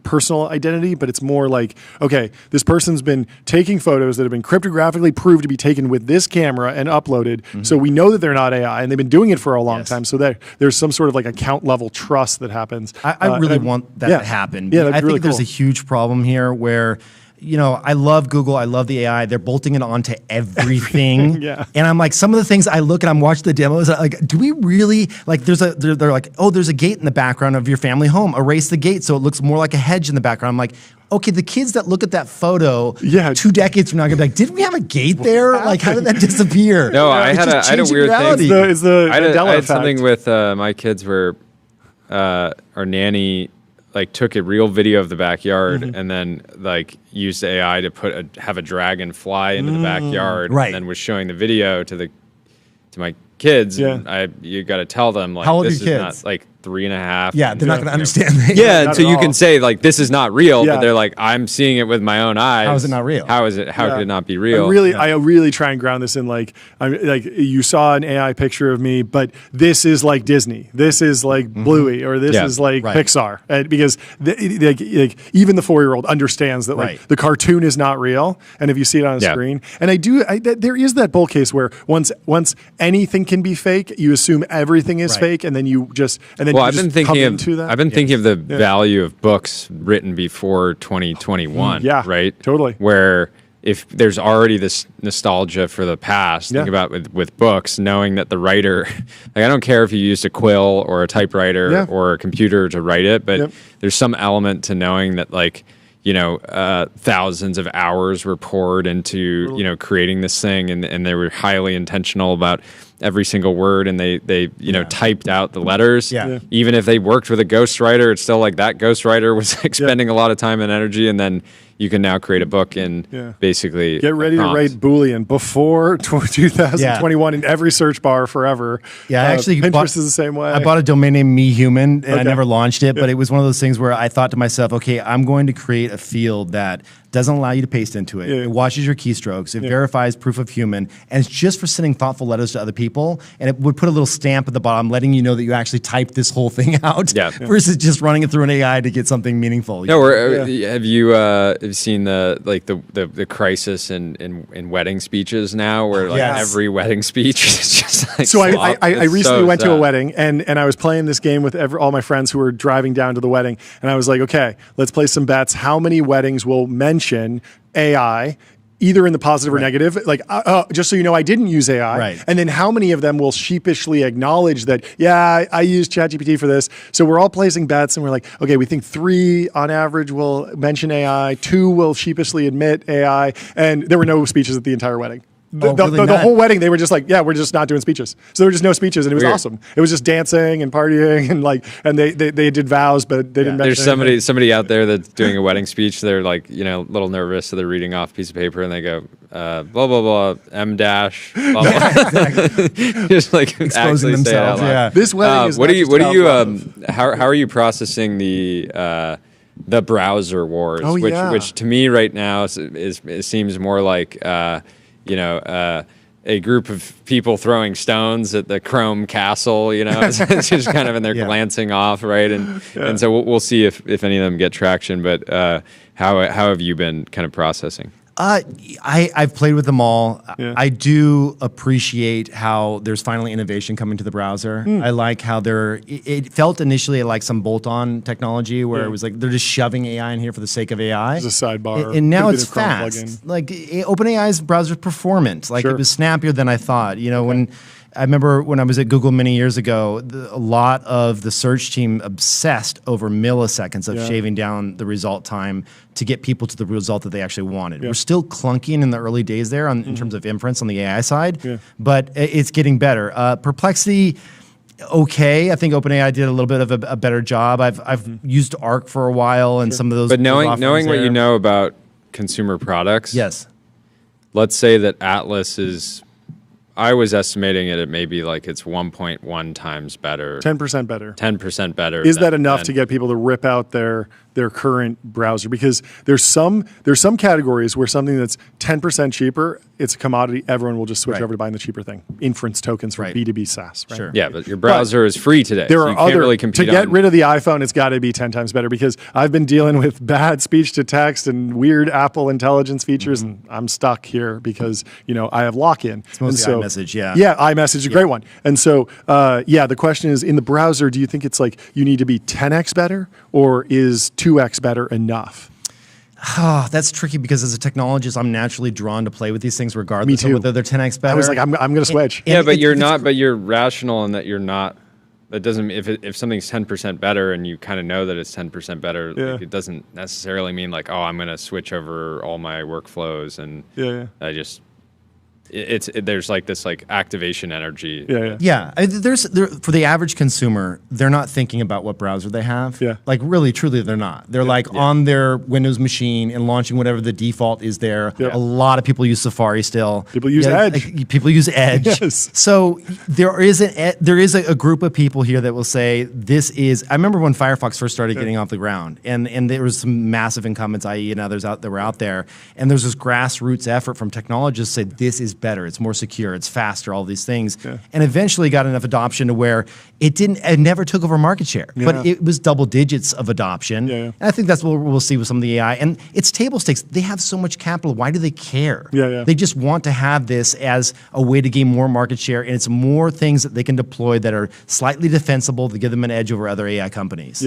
I have a question that I like to ask people who've worked on a lot of different projects. What's one project throughout your career or life that you feel is underrated? It's like your baby, it didn't get enough attention, maybe didn't play out the way you wanted, but you still love it and want it. We asked Gabe Whaley from Mischief this, and he told us this wild story about doing a Ship of Theseus thing with a sink in the MoMA or something like that. It was crazy. But are there any projects that you think like, okay, if I could hop in the time machine, go back to this particular date and run this particular strategy again, that's the moment that I'd want to like dig into again? Yeah, well, we had a product called Pounce that was a competitor to Twitter way back in the day. Sure. And that had probably an additional 7 or 8 features that are now just built into Twitter. Sure. And a lot of there was other kind of competitors that launched that were more business focused, and I think if we would have gone that direction, it would have been a massive product. The one that I would say was the funniest in my kind of product building experience over the years was back in 2005, early 2005. I created for the first time the ability to vote down comments and have them auto collapse in. Oh. And so they would just show the top line. Yeah. And so we wrote it back on that software that if it had 5 down votes, it would auto collapse the comment in. No one had done this before, and it's fine. Someone would have figured out how to do it. Sure. But we launched it first. This was before Reddit had it. And it came out, and we thought there was a massive bug because we went to the story and it had 220 some negative votes on it. I'm like, it's impossible because it collapses after 5. And so we did a bunch of debugging. We found out that actually what people love is to expand a shitty comment, look at it and be like, yeah, that guy is an ass, and then bury it down again. And we had never discovered that human behavior would lead us in that direction. And we were like, oh, people love to hate on people. Love to hate. People love to dunk. So that was like the first time I'm like, oh, the internet's horrible. Yeah. So how are you processing the fact that there's like 3 or 4 direct Twitter competitors now that seem large and scaled and sustainable? I remember the era what are the Blue Sky, Threads. But is Blue Sky? I would love to know Mastodon and Blue Sky's like actual metrics. Blue Sky's around 30 million actives a month or something like that now. Yeah, but decline. Yeah. Is it declining? No, I think it's stable. It's working. The main thing is like I remember there was someone who launched like a paid Twitter at one point that was going to be all like API driven. There were a number of folks who were thinking about like the next version, and maybe it goes back to that they were only 10% better, and in fact, getting into your ideological echo chamber, whatever that is a 10x better experience. Yeah. But how have you been processing this, the fragmentation of like how short form, the answer isn't just add more features, it's like something about the community. Well, I listen, I think we're entering into a world of personal software. I think this idea of vibe coding is going to be taken more and more seriously every single month that goes on. I like that. There is right now, as someone that studied 2 years of CS and then couldn't wrap my ADHD head around all of it, I dropped out, but I'm a proficient kind of senior coder right now with Cursor. Yeah. And 6 months from now, I'm just going to be able to do anything I want. Yep. And then the average consumer will be able to do anything they want, kind of Wix or like, Squarespace styles for websites, what they did for websites in a year or so from now. Yeah. So if we're going to have personal software all over the place, you're going to see millions and millions of more apps and products that hit the market. Yeah. It's actually a beautiful thing in that the entrepreneur will have more control over their destiny than they ever had before. Mm-hmm. They won't need to raise venture capital, or they'll do it at much higher valuations because they'll have product market fit first. So VCs are screwed, which is actually awesome because it's putting the power back into the creator's hands.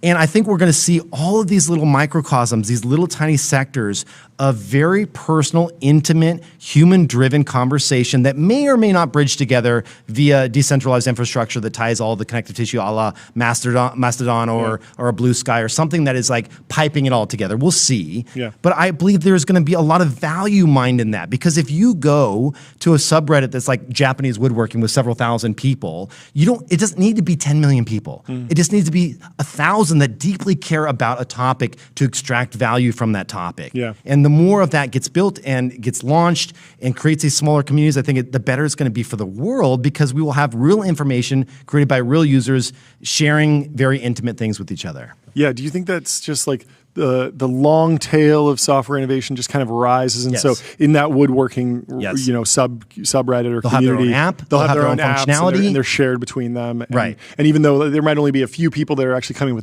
the ideas or identifying the problems to solve, once they build it, they can actually build it for a low TAM and still. The other thing, the other dollars. thesis that I have is that companies that historically would never hire an engineer will hire an engineer, and the example is like Tyler here, who builds a bunch of software that we use to run the show, and like the TAM on the software is like 1. Like we are the only company in the world that needs the software that we have. You could never sell this as a SaaS company, but for us, it makes sense to hire somebody who can build this, because you'll see like we run the show off of this, so the whole team can follow along like where we are in the show.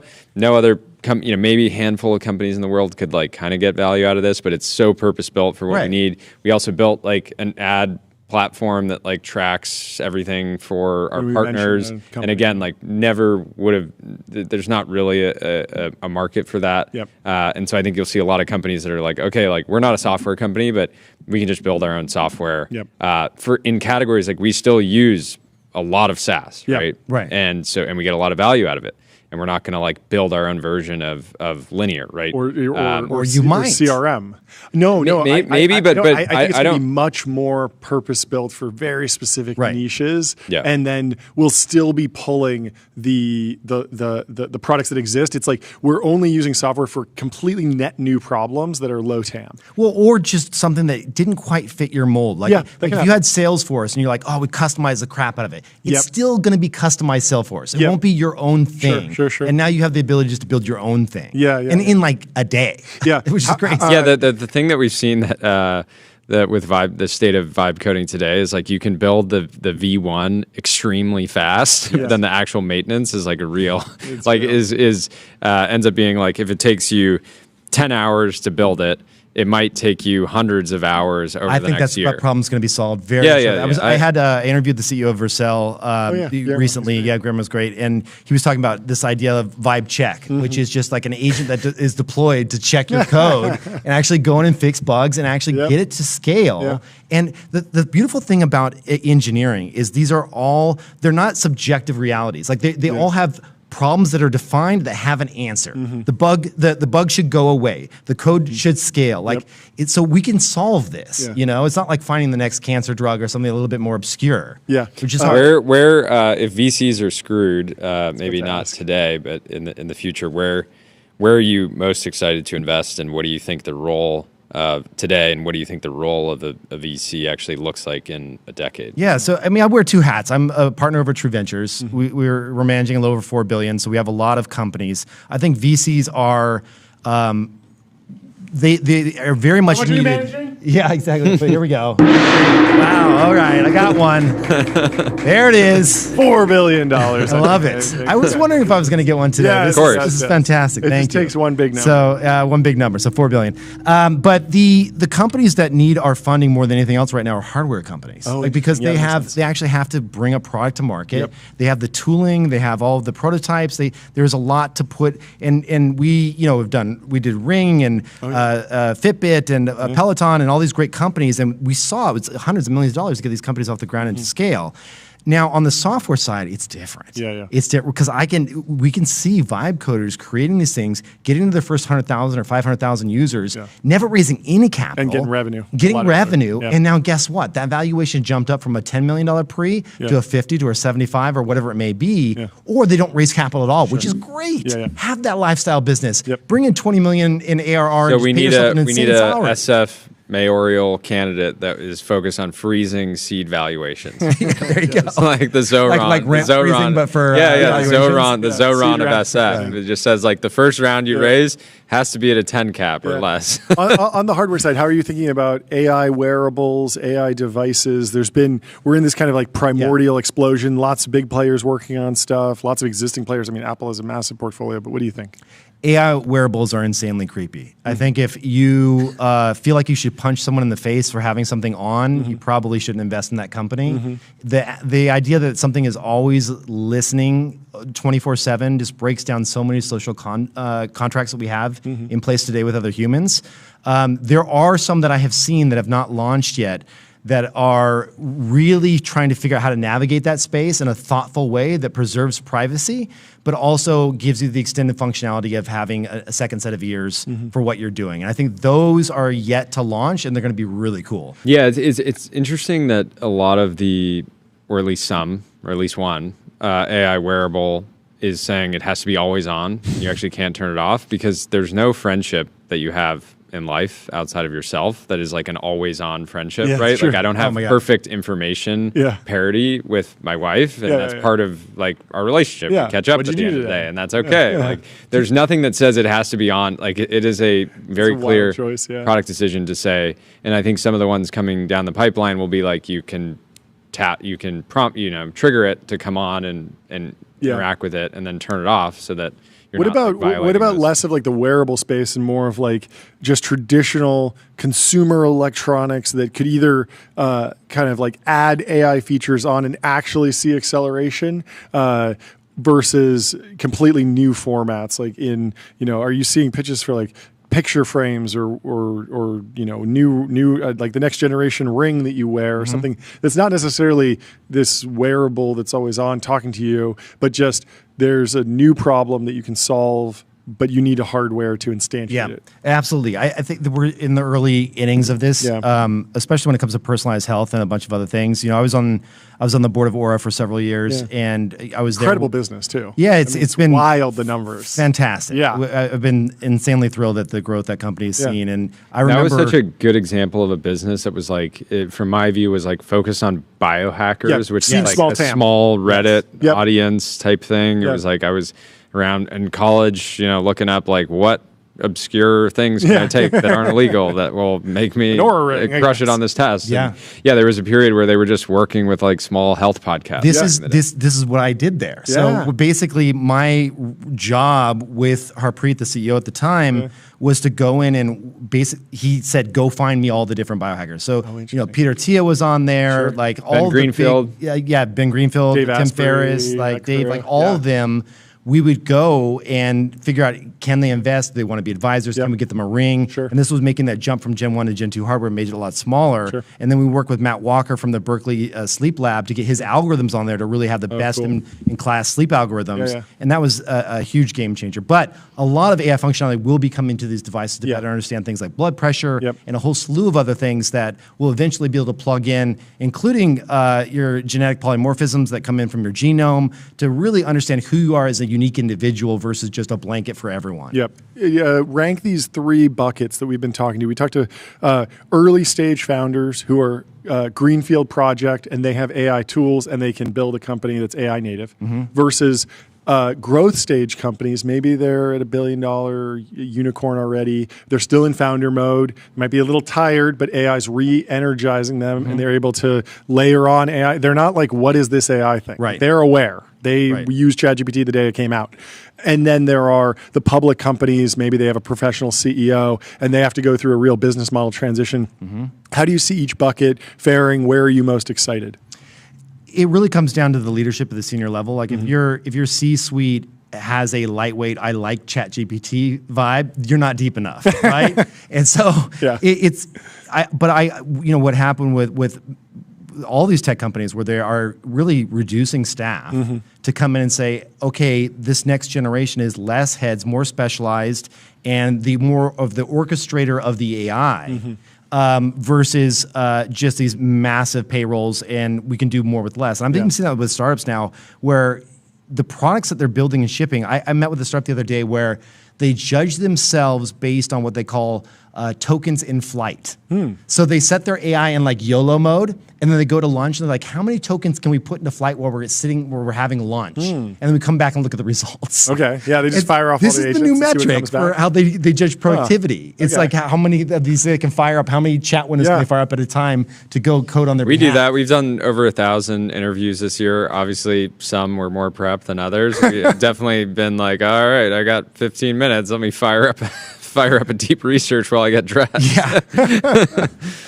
That's great. Well, it's 12:30. We have to move on and talk. This was super fun. What anything that we missed that you're excited about or wanted to mention while you're here? No, I think this next 6 to 8 months, especially with Gemini 3 coming out when that drops, gonna be exciting. And a couple of the models I hear that are being floated around and hinted about coming up, engineering is unfortunately for the last 20 years when people say, where do I go? What do I study? A young person would come up to me like, what's the future look like?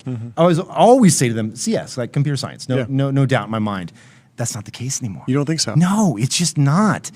Coding is a solved problem. We just don't know it yet. And it will be in the next few months. And I know everyone's like, bugs, scale. Yes. Those are great problems to have. But is it not still worth studying computers if you love computers? I think you should have a light technical understanding of what's possible to know where to bend and break and sand down the rough edges. You're going to need that, but I think it's a different course altogether. A lot more focus on creativity than it is actually design jobs. and the structure of like what is the business problem that you're solving that is important. I still lean that the best vibe coder is a coder, is a programmer. Someone with deep expertise will be able to. I think that's going to be a designer in the future, though. But yes, maybe it's a designer in the future for sure. Certainly depends on what you're building. Well, very exciting, and thank you so much for coming by. Thanks for having me. Come by again soon. It's been an honor. Okay, thanks so much. We will talk to you soon, and we will move on to our pre-recorded interview with Jeff from Hyperliquid. Jeff is one of the most impressive entrepreneurs at the moment in the world right now. Yes. I think there will be books written about Jeff. It's a fascinating and I'm company. excited for you guys to hear this interview. We tried to get some of the history of Hyperliquid, how it got started, why it got started, and then also towards the end of the interview, we get into a bunch of different questions that we gathered from some of our more on-chain friends to get an idea of where Hyperliquid is going in the next 6 to 12 months. So before we play this, let me tell you about numeralhq.com. Sales tax on autopilot. Spend less than 5 minutes per month on sales tax compliance. And I will kick it over to the production team to play our interview with Jeff from Hyperliquid. Welcome to the show. Thank you so much for joining us. Our audience here, Jordy has a soundboard, by the way, so do not let that, Goat alert. Goat alert. Yes. But I would love to get the introduction from you for our audience, which is tech native, but maybe a little bit less crypto native. And so if you could just kind of break down a little bit of like how you're describing yourself, your journey, your business at a high level, and then we can go into a bunch of different directions. Sure. So maybe starting, it might make sense to start with a bit of an origin story. So we'd love that.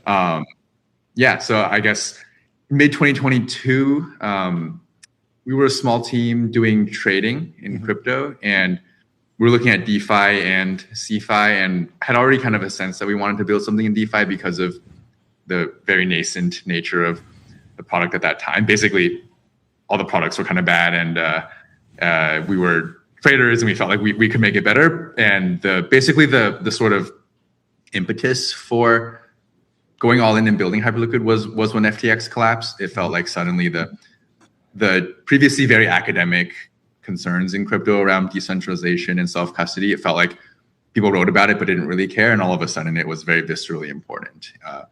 It's like not your keys, not your coins, and we had strayed very far from the original ethos of Satoshi and Bitcoin. And so we thought like the world was ready to really like trade crypto in the way it's meant to be, which is like peer-to-peer in a self-custodial decentralized place. And so I guess fast forward to this day, Hyperliquid is, I think, the primary on-chain venue for price discovery. It's a fully on-chain financial system. And so our kind of motto always is we want to build something that can ultimately house all finance. And so happy to go into that more later, but it's a blockchain. It's not just an exchange, but I guess it's best known as the place where people trade perpetuals on chain. It does more than $1 billion in revenue a year, and it kind of has been the first in many ways. And so happy to also get into like what's interesting about it. It's fascinating to hear you saying like it. Most founders that come on say like we, but it's clear that you see yourself as more of like a custodian of this thing that you're building and releasing. Is that the correct frame of mind? Is that how you think about this? Yeah. So I think we took a lot of inspiration from Satoshi. I think whoever built Bitcoin, not sure, but Satoshi, we'll just say Satoshi, was very unique. I think Bitcoin was the first in so many ways, but one of the main ways in which it was the first was that it's not a product, like you said. It's not a top-down company. It's a protocol. And I think DeFi and crypto in general, like a lot of it was inspired, obviously. Everything comes from Bitcoin, and there will never be another Bitcoin. But I think there's been a lot of kind of like top-down, like Web 2, sort of standard tech approaches in crypto. Like if you look at centralized exchanges, that's another great example. They're very good businesses, but they're like mega corporations. They're not very like crypto native in that sense. And so we take a lot of inspiration from Satoshi. And so Hyperliquid really is what we think like incredibly neutral protocol, which will ultimately be the rails that kind of all of finance kind of upgrades their tech stack to use. Yeah. So no VCs is at least the lore. Can you unpack that? Is that just because like you're so capital efficient, you don't need to raise, or is there some sort of particular philosophy around the role of venture capital in crypto? How are you thinking about that equation? So it really does go back to Satoshi again. I think the Bitcoin would not be Bitcoin if he had raised Series A, even if best investors in the world, sickest cap table ever, still would, I would say that Bitcoin would not be Bitcoin. And so I think VCs actually provide a really important service to the world. They allocate capital efficiently. They help a lot of things. The world would not be. Not always. Yeah, as a whole, I think they've done more good than harm. I would definitely agree with that. And in this particular case, I think when the thing being built is a neutral protocol on which something important as money like ought to live and transact, I think it's the neutrality is more important than everything. And I think the there's a path dependence to that, right? Like if there are insiders from day one, it doesn't matter how much dispersion of supply, mind share, talent, et cetera, there is, the sort of like the big bang moment will always be there and will always sort of like a scar on the record of the thing. And like this doesn't matter for almost anything that is being built. And I think raising capital and hyperscaling is a very viable strategy. But I think when you're building something that needs to be incredibly neutral in the long term and the history matters, I think we'd rather go slow and do it right than.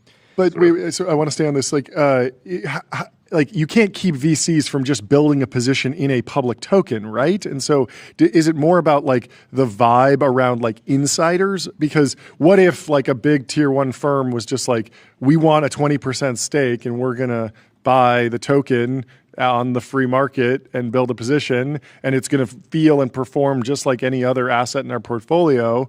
Has that happened? Would that be irrational? Is there something where like legally they can't do it because of the fund structure?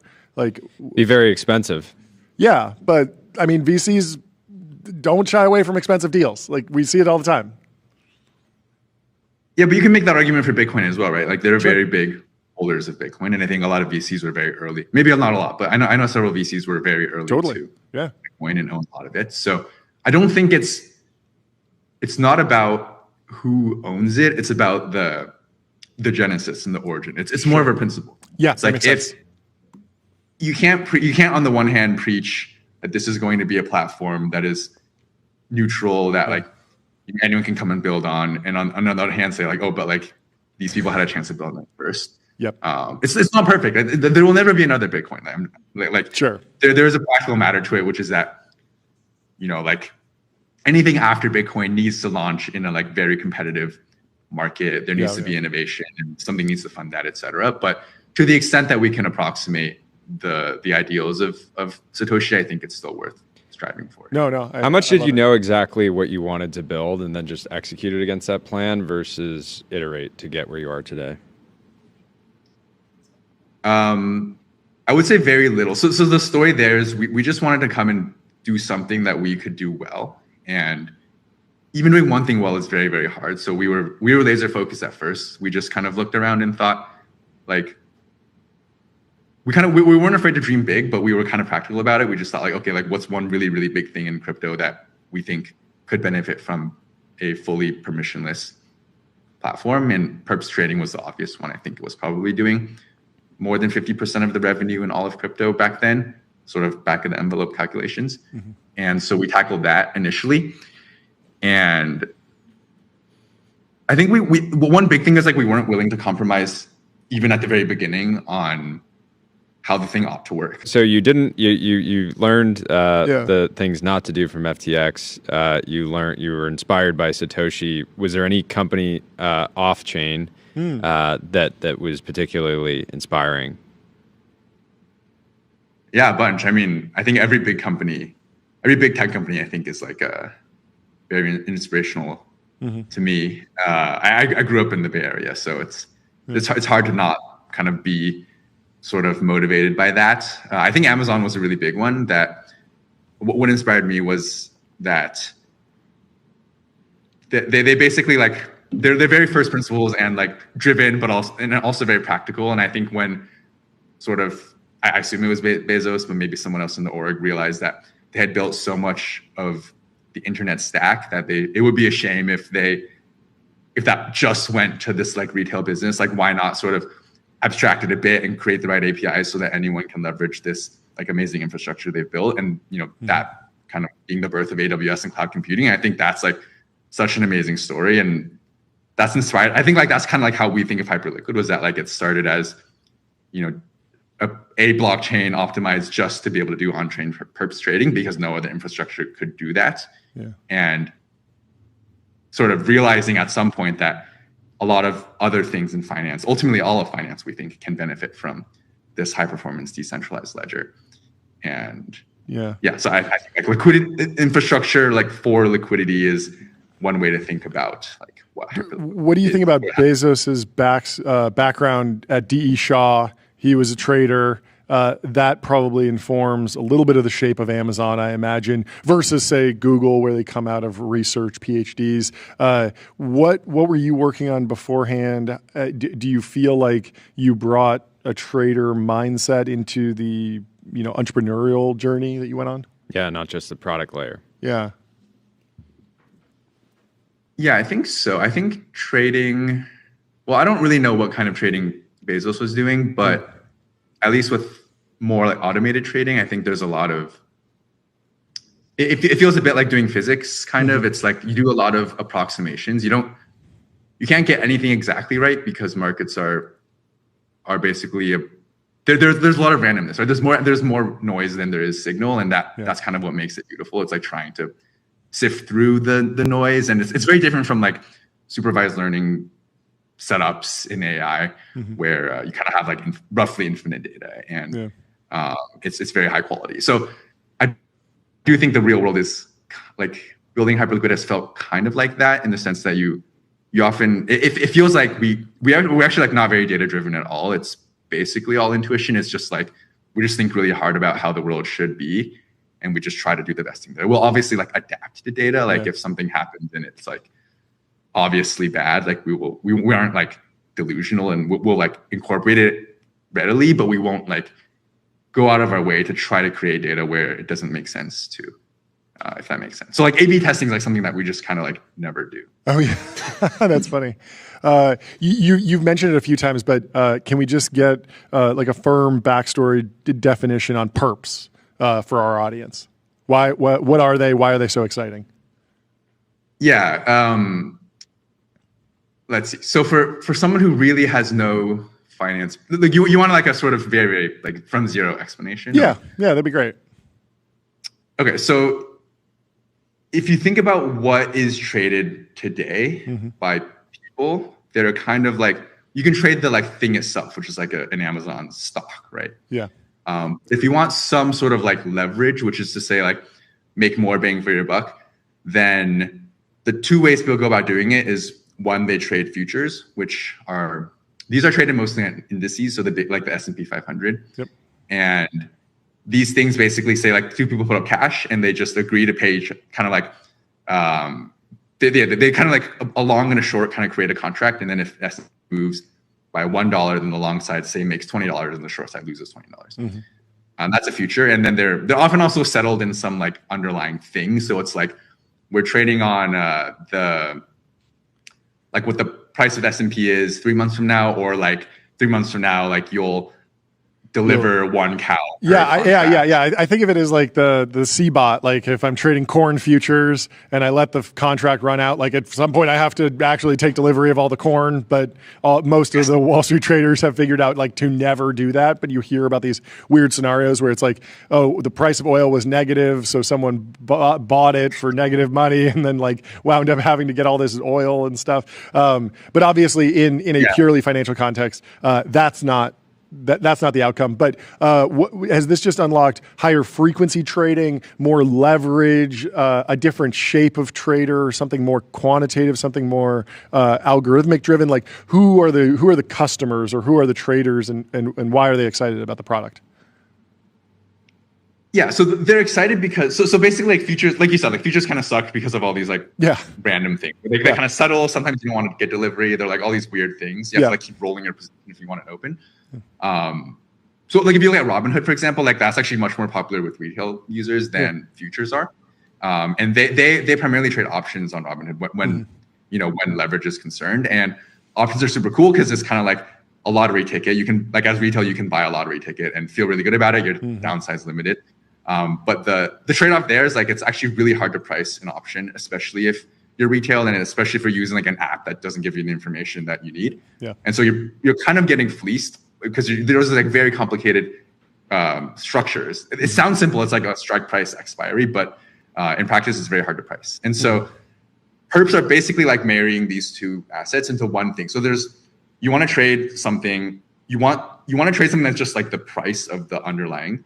You want there to be leverage, and you want there to be like one thing that never expires, and that's what a perp is. Got it. So let's all the liquidity in the world concentrate on one asset. So like if you like you look at Bitcoin, for example, on any one exchange, there's like usually one very liquid Bitcoin perp, and that's the liquid asset forever, never expires. And like that's where the price discovery happens. Like billions and billions of dollars will trade on these Bitcoin perps. And this actually leads the underlying instrument, and it's useful for professionals because they can trade it, and it's the most liquid instrument there is on Bitcoin. It's useful for retail because it's a clearly understandable price that you cannot get screwed over on because there's only one market and it's extremely liquid. So like buy or sell, like the spread is tiny. And so it's kind of like a win-win for many, many participants. There will always be participants who want options or who want traditional futures, but perps by and large are attractive. Yeah. What are the biggest bottlenecks to scaling a network like this? Certainly not talent, because you've reached insane scale. I'm more thinking about like, are the tokenomics such that there are people that are setting up whole data centers? Are there ASICs being built right now to run the network? Like, I'm familiar with kind of how Bitcoin went, where people were just mining it on their laptop, and then it turned into a data center, and then it turned like hunt for the cheapest energy possible with the ASIC because the algorithm was so stable. What does it actually take to scale a network like this over time, and where are you in that scaling curve?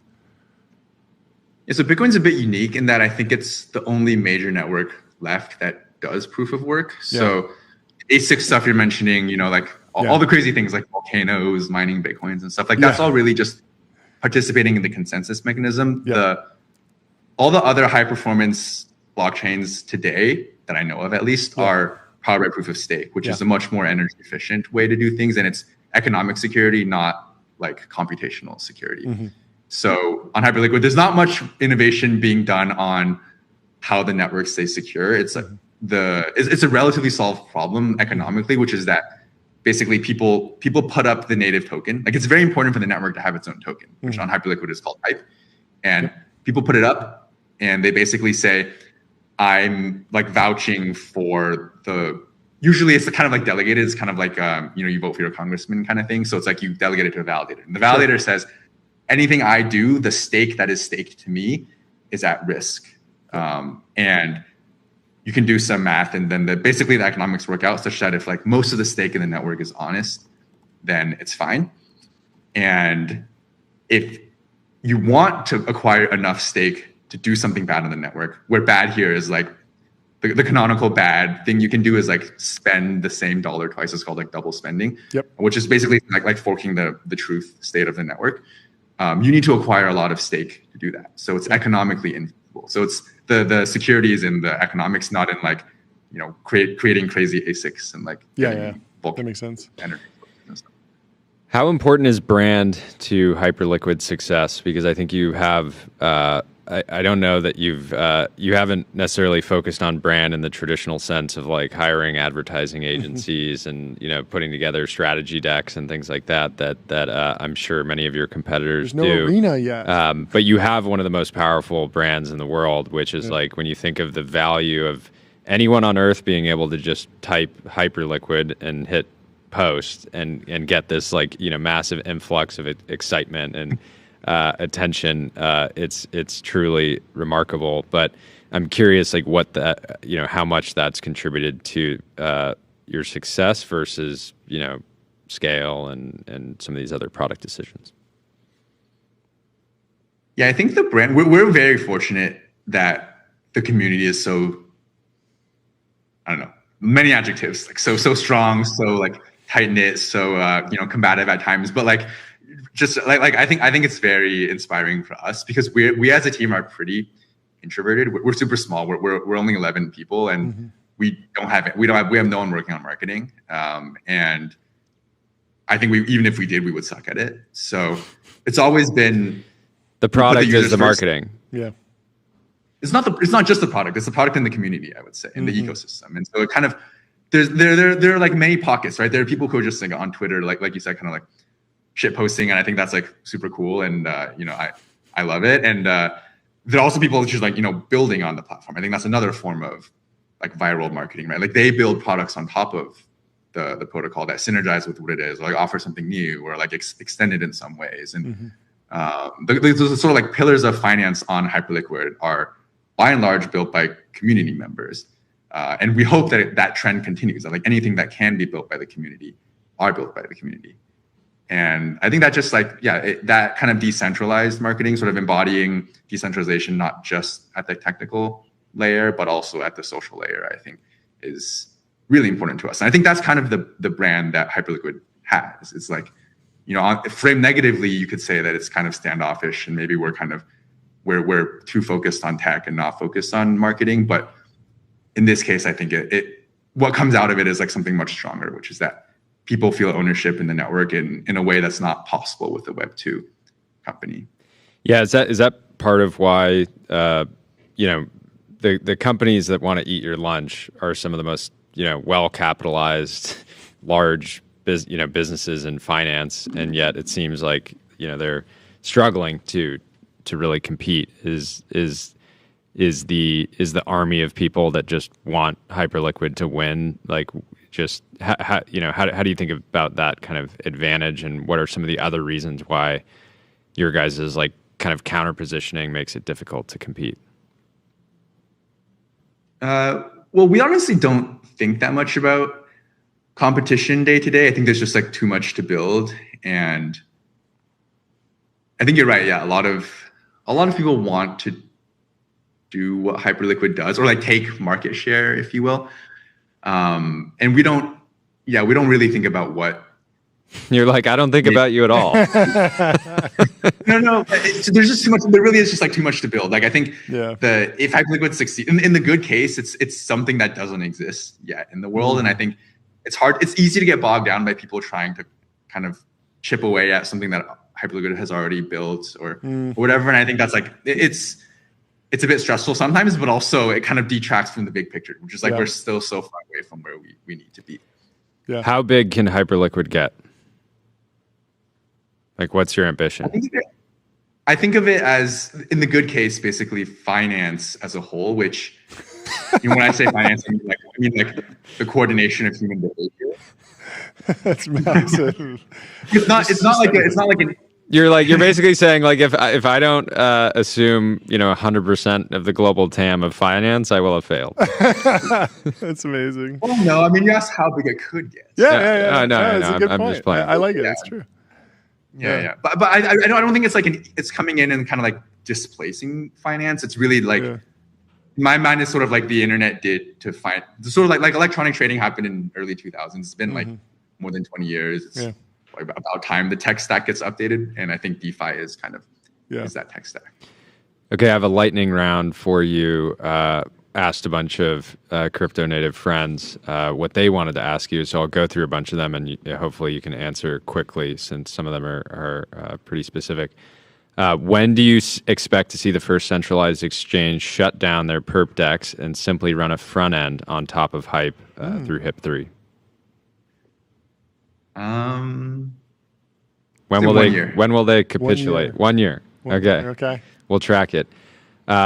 Any specific views on the market structure bill in the U.S., and under what circumstances would you bring Hyperliquid onshore? Oh, that's a good question. So we think the U.S. is a super important market. Obviously, it's like the financial center of the world, and the dollar is the reserve currency of the capital world. Of capital. Yeah. I mean, we would nothing more than love nothing more than to sort of like have regulation in the U.S. sort of evolve to sort of really embrace DeFi, and I think strides are being made in that direction.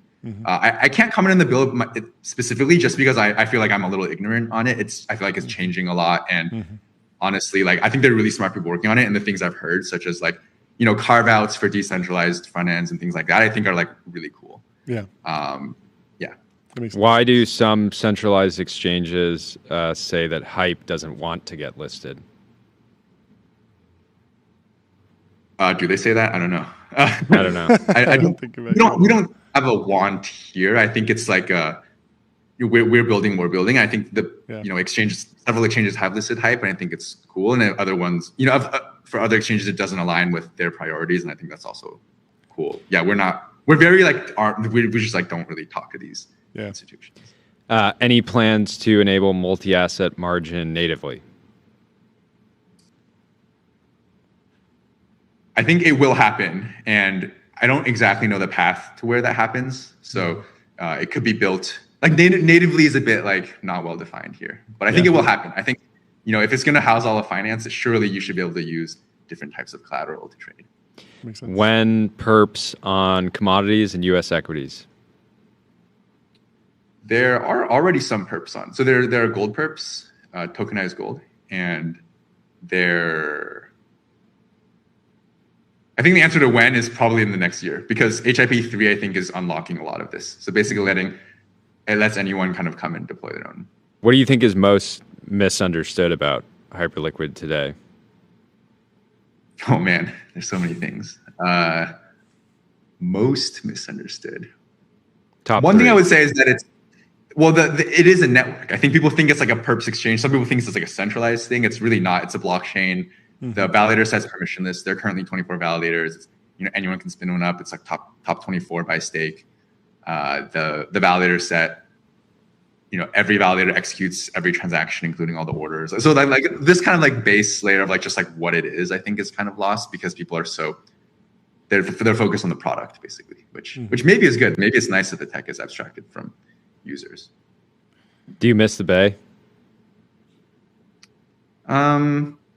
I miss some things about it. Yeah. Mm-hmm. What do you miss? What do I miss? I miss Chick-fil-A. Oh, let's go. That's a great one. That's a great answer. That's a great answer. I love it. I miss mountains actually. I mean, that's not like literally in the Bay, but like Singapore is very flat, so it's a very nice place. It's a great place to build. Yeah. But I miss kind of like Yosemite and that kind of vibe. Pacific Northwest. When I was in Singapore, a lot of people I interacted with said that Singapore doesn't have like a strong local culture, and maybe that's just because it's small, or maybe that's because it doesn't have like an underground like punk scene because of different rules and regulations. Do you feel like you found like a great community in Singapore? Do you feel like you found a great culture there? Do you like where the country's going like culturally? I'm honestly a bit too busy to just locked in. Okay. No, yeah. It's a great place to build. I think it's super safe. Yeah. It's very modern. Yep. Good food. Yep. Air conditioning, like that kind of stuff. So I'm honestly not at this point in my trajectory, I'm not really attuned to the culture. I felt like if I were in New York City, it would be kind of wasted on me. Totally. Yeah. You're not looking for like the underground art collective that will define the next. Yeah, you're locked in. It's great. Love it. What is the specific framework you use for building the team? Because I imagine the level of talent that is trying to join, the core team today is insane. But clearly, you have some kind of framework for it. Otherwise, you would have just been, 100,000 people by now. Well, I think we actually are like just not very good at recruiting. So I will say that here, like we are recruiting. We're always recruiting. We're looking. I know there are a lot of super smart listeners on this show. Podcast show. Both. And we would love for you guys, if someone's interested in like systems engineering, like high performance, sort of building the rails of the future of finance. I really think this is like there's no better place to work, and would love for you guys to join. We're a super small team of 11 people. The bar is very high. I do think it might be one of the highest bars. I think we are one of the most efficient engineering organizations that I know of. And that has ever existed. Could I say that? I can say. I feel like I can say that. I think you might be right. Yep, it sounds right. But we are trying to grow, and I think it's there's a lot to build, and we just have a very high bar in many directions, like competence, also just like integrity. I think we just care a lot about many things, and if someone listening meets all those bars, we'd love for you to join. Is it in person only, or do you guys have remote teammates? For new recruits, we're trying to do in person only. Initially it was remote when we found that it doesn't work super well with our work style. Last question: are people that brag about doing 996 soft? Well, this is the like 9 to 9, 6 days a week thing. Yeah. Yeah. Because I imagine you're doing quite a bit more than that. Yeah. So that feels like part of the criteria is like somebody comes in, they're like, Jeff, I'm your guy. I'm 996, and you're like, sorry, that's not. We don't do half days here. Yeah. I mean, I do think it's the quality of work is the most important thing. So I think different people burn out at different points, and that's obviously the most important. I personally work more than that, but it's because I feel like I don't really have a cap personally, but everyone's different. Yeah. That Amazing. Makes a ton of sense. Well, thank you so much for taking the time. Really enjoyed this. Thank you for fantastic. Sharing the origin, explaining perps for our audience, and really just incredibly impressed with what you've built, and excited to continue to follow your journey over the next years and decades. Congratulations. We'll talk to you soon. Really appreciate it. Thanks for having me on. Have a good one. Bye. And that concludes our recorded interview with Jeff from Hyperliquid. I hope you enjoyed that. If you're new here, please subscribe to the show. Leave us 5 stars on Apple Podcasts, Spotify. We have more crypto coverage later in the show. We're talking to Chris Dixon. Chad in one word. Yes. Jeff, for sure. Also, Fin.ai, the #1 AI agent for customer service, #1 in performance benchmarks, #1 in competitive bake-offs, #1 in ranking on G2. Our next guest is already in the Restream waiting room. We're going to bring him into the TBPN Ultra Dome. Tomasz, how are you doing? Good to see you again. It's been too long. Pleasure to be back. Thanks so much for hopping back on. You've been lighting up the internet with a bunch of hot-ish takes. A lot of takes I agree with, but mostly just very thoroughly researched takes. And so not something you see a lot. Not something you see every day. So I'm very excited to have you on the show. Would love to just kick it off with taking your temperature on where you think it's the most important to focus right now. What is the narrative? Is it these complicated structures and the vendor financing? Is it the overall bubble narrative broadly? Progress on token generation or DAUs? Like, where are you spending your time focusing? Yeah, we're trying to understand what's really happening, right? So we wrote this blog post about NVIDIA and the 110 billion of vendor financing. I mean, I ran the numbers for an event.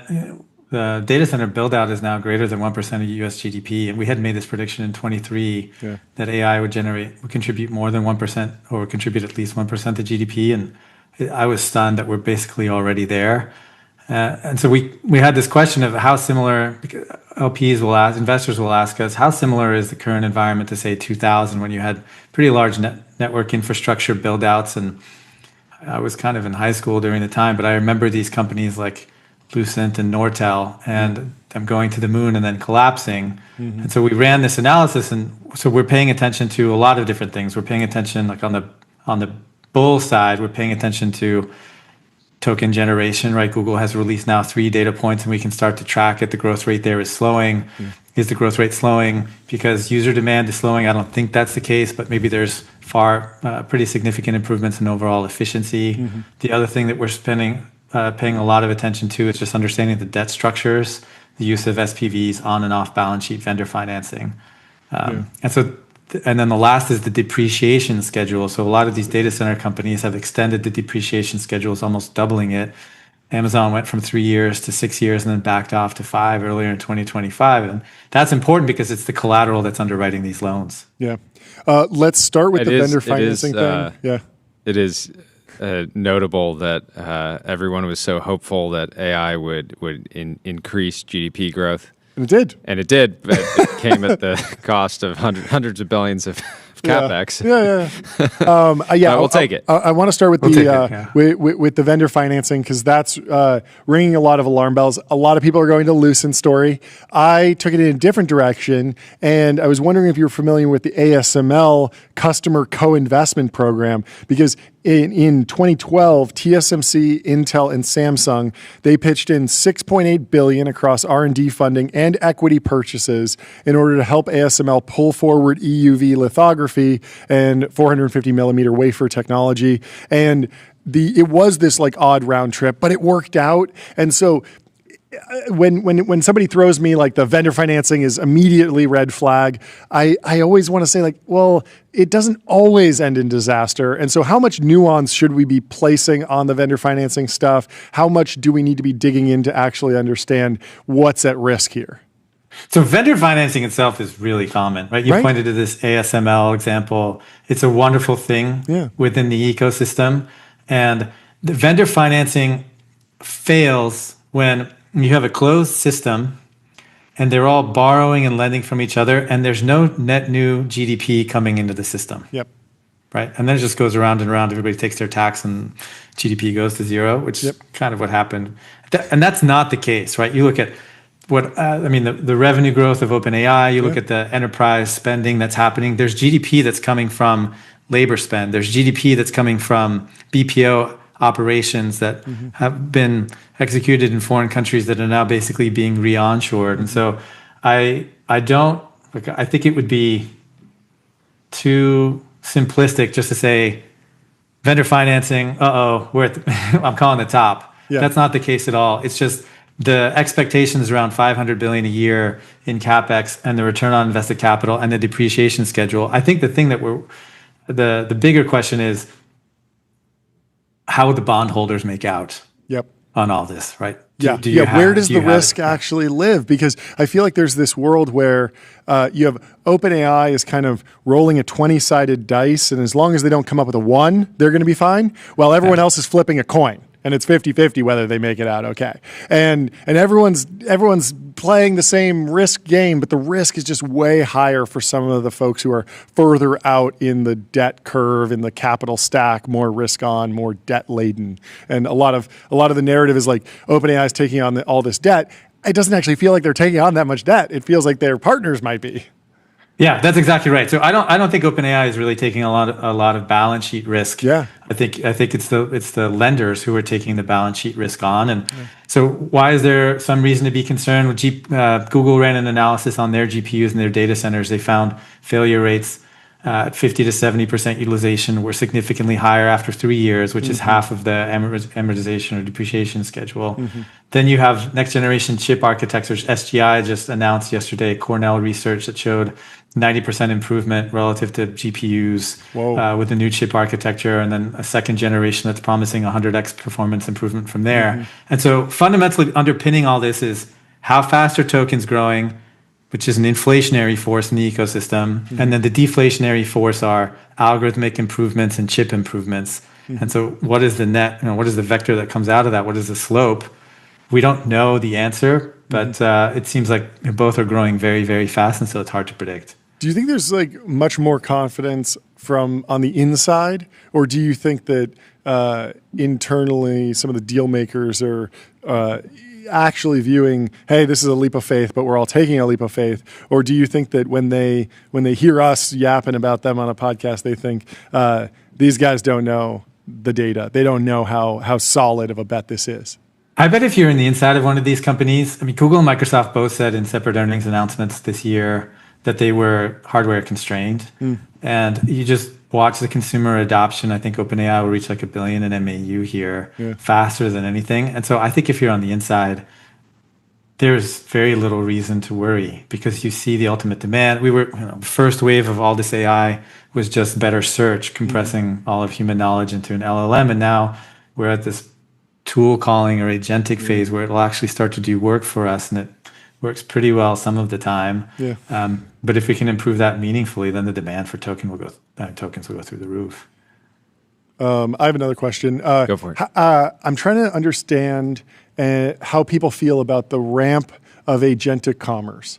Because in the limit, if I think about 1 billion MAUs who people are purchasing things, they're using ChatGPT regularly, they're just going to wind up buying things and taking even a 1% cut of that commerce through an affiliate revenue or a Stripe-like tax or some sort of ad auction to see, well, will you buy it on Walmart or Etsy or Amazon or somewhere else? Like just even not just surfacing like a direct advertisement for something you're not shopping for. That feels like that could be very lucrative on an ARPU basis. But I'm wondering how long it will take for that pattern to actually manifest if people aren't in the habit of searching, because over the past 2 years, it's been, maybe you'll ChatGPT something, but then you have the natural flow of like, then I go to Google to order it, or then I open Amazon to order it.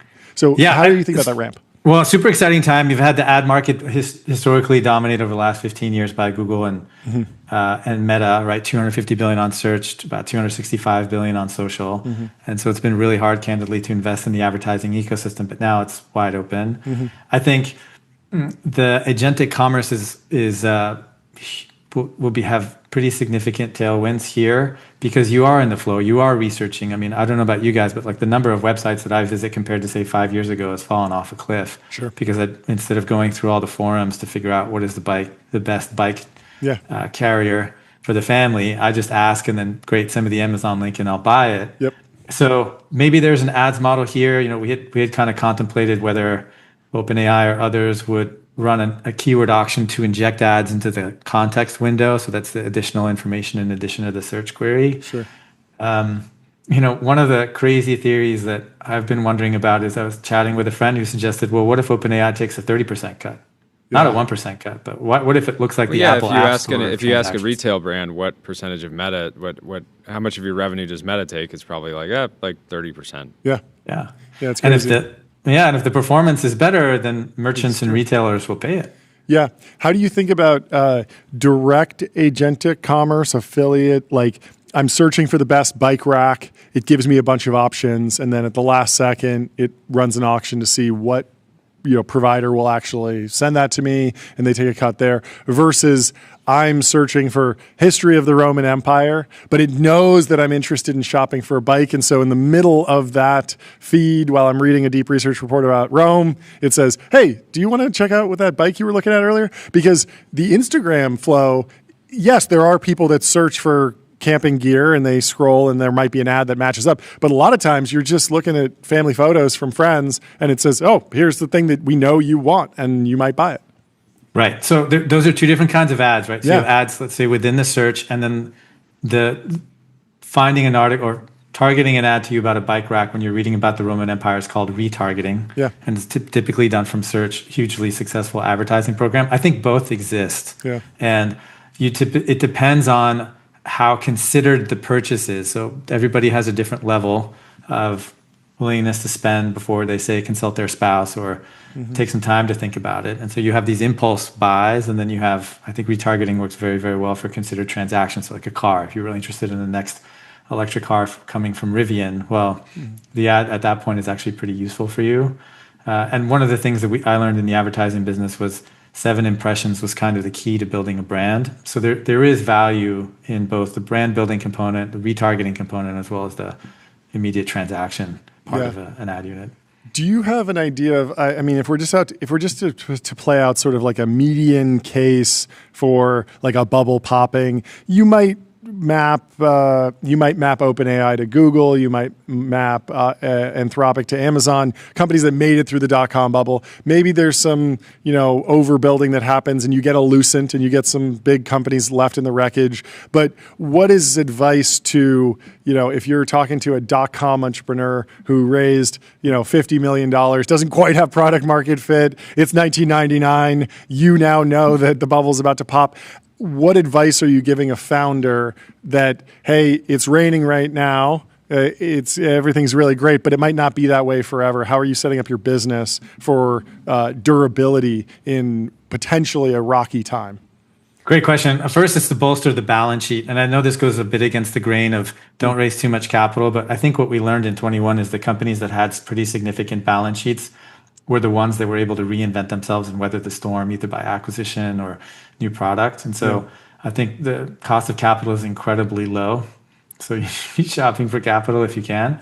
And then the second thing is, I think there's this notion that product market fit is this binary condition that once you pass the gate, you're done. And it's no longer the case. Product market fit is this status that you need to, it's like a United miles, you continue to fly to maintain 1K. And so And we saw it between 21 and 24. Companies that were classic software companies literally overnight lost their product market fit. Yeah. And that'll be very much the case again. Do you think the labs have an incentive to get various players to overbuild, so then there's like basically like they can we're a buyer, they're basically a buyer at any price, right? Because they're GPU constrained now, but if you can collectively get people to overbuild, then 2 years from now you might have dramatically lower costs. And I think you're already seeing this in some cases where like actual GPU prices are through the roof, but then the leasing prices are quite a bit lower. But I'm curious if you think that kind of playing out the game theory there. Yeah, I mean, I think so. There's, I think if they want long-term relationships with their capital partners, they will probably want to game it a little bit, maybe not too much. Yeah, but they definitely want to see a little bit of excess, and that's okay. You look at the CPU spot versus contract markets, and there's excess CPUs on AWS and Google, and the margin structures there are really good. I think one major question with the GPU market is within the large hyperscalers, you do see great utilization, and there's a question around the neoclouds of what utilization are they seeing and what the unit economics are there. But overall, I think they probably won't look to burn others just because they need these relationships for 20 to 30 years. Yeah. Oracle is down 17% in the last 30 days. Do you think that will hinder their ability to actually deliver the capacity that OpenAI is saying? Just in the sense of like, they were raising debt, and a lot of people are saying like they're basically properly leveraged. Maybe you shouldn't go much more from here. But I'm curious, like, do they just need to go to the 2040 forecast, 2050? Just keep moving. RPO out to the end of the century. Why not? Why not? Yeah, I mean, it's a good business, right? It produces a lot of cash. The information article around the 10% roughly gross margin structure on some of these contracts, I think, is what catalyzed that drop in price. And so but it did drop dramatically, and then it's just been chugging downhill. Yeah. I mean, look, these are big long-term contracts with unclear demand, and the demand is growing really fast. And so I think if you're an investor, a long-term investor, you have to be hedging at some point. There's also a lot of like hype that comes out when there's like a new biggest number. Everyone is like, oh, I didn't even know that they were in the game, and now they're at the top of the game with the biggest number. And those people pile in, and then they might get, jitters. Like the whole detail of that margin was the nuance there was that, well, of course you pay for the GPUs before you start making money from them because that's like any manufacturing process. You buy the raw materials before you make the widgets. But people obviously saw a lot of jitters in that. Yeah. Go for it. Oh, I was going to say, I think there's this great parallel. I don't know if you guys read the book Barbarians at the Gate, which was about the LBO of RJR Nabisco buyout, RJR Nabisco, and it was the largest buyout at the time, fueled by the junk bond wave from Milken, right? Milken. And then that kind of, one, it created the LBO asset class in a very real way, but two, it was a big contraction. And so I wonder, will we have a Barbarians at the Gate book written about some of these major data center contracts? I really hope so. There are so many OpenAI books coming out, and I know that they're all just going to focus on like the doomers versus the nonprofit versus the for-profit. Yeah, and it's going to be intriguing and stuff, and it'll be like social network vibes. But I want like an Andrew Sorkin book about this more than the salacious like journalist take of like OpenAI is bad for whatever reason. The business history. Exactly. In the room. Yeah. I read the Caesar's Palace Heist. I don't know if you've read that about Apollo, and it's just like the most nitty gritty on like the debt restructuring. That it's another LBO of the casino empire, and it's just like super fascinating to me. Pretty low TAM, but I hope we get one of those books just about because some of the novel deal structures that happen at OpenAI at every single turn, even going back to the Microsoft deal for $1 billion of credit. We're actually going to reinvent the wheel. They reinvented the wheel 12 times. It's not just the nonprofit and the for-profit. It's way more complicated. Every deal is like units and crazy, and then now these deals, it's all a lot of fun. And then think about like the Google ownership in Anthropic, and then the Amazon ownership of Anthropic, and what does that mean when you have two strategics each owning 10+%? Yeah, that's why when the Google news was hitting the timeline yesterday, and that they're working on some type of major deal, I was like, why are you surprised that a double-digit percentage stakeholder is like working on a deal Yeah. like with their portfolio company? Yeah. Like that is like the obvious thing. That's like famously bad advice though. Like if you're a startup, it's usually like don't let a strategic build a 10% position in your company unless you're actually planning to sell from them, because it will preclude you from working with the other potential strategic buyers or investors. And that just hasn't proven true in this market at all. It's completely different. Did anything about the Carpathia interview Update your kind of worldview? I thought it was just very pragmatic and real, and the decade of agents point was like I think what everybody's experiencing that's like trying agents and talking to people. There's some that are great. There's some great coding agents. We have deep research. That's awesome. But there's clearly going to be more time needed to figure out a lot of these use cases. But I'm curious what stood out to you. Yeah, I think reinforcement learning was kind of the song of the summer. And there are two different approaches. One is human labor creating virtual environments or gyms where AI can train to understand how to update your CRM. And then there are standard operating procedure based, text based. We call them context databases. Those are two approaches. We've written an article, I think the first one on the topic, about context databases. And so we definitely agree with him there that the current approach of creating these gyms mirrors the fine tuning of the previous era. And what I mean by that is if you take a regular model and fine tune it and customize it to a particular task, it's really brittle. By the time the model updates or the tasks update, you have 30 to 50% of the prompts breaking, which is what we experience today in tool calling. And so I think he's largely right. The amount of research that's happening within reinforcement learning, which has two parts. The first is making a plan, and then the second is creating what are called reward functions, or like Mario gets 500 points for eating a mushroom. Well, how many points does a robot get for filling out your CRM? The first one we can do with AI. The second one is largely still research. And the amount of work or just like academic brain power that's going behind there is enormous. So I really hope that we make strides faster than what he said. And I mean, I'll tell you, like I was trying to replicate Claude Code myself with open source technology because the plain internet wasn't working very well yesterday. And I realized like when you use Claude Code or Cursor, tool calling is just asking the model one question and then taking the answer and then putting it back into the model and then again and again and again. And there are different loops, like Gemini CLI says, do that 10 times. And then here are the success criteria. Like that's tool calling. It's extremely basic. And there's some management of like, okay, after the first step, this is what we learned. Now go do this. But it's, I thought it was much more sophisticated. It's quite like it's very rudimentary.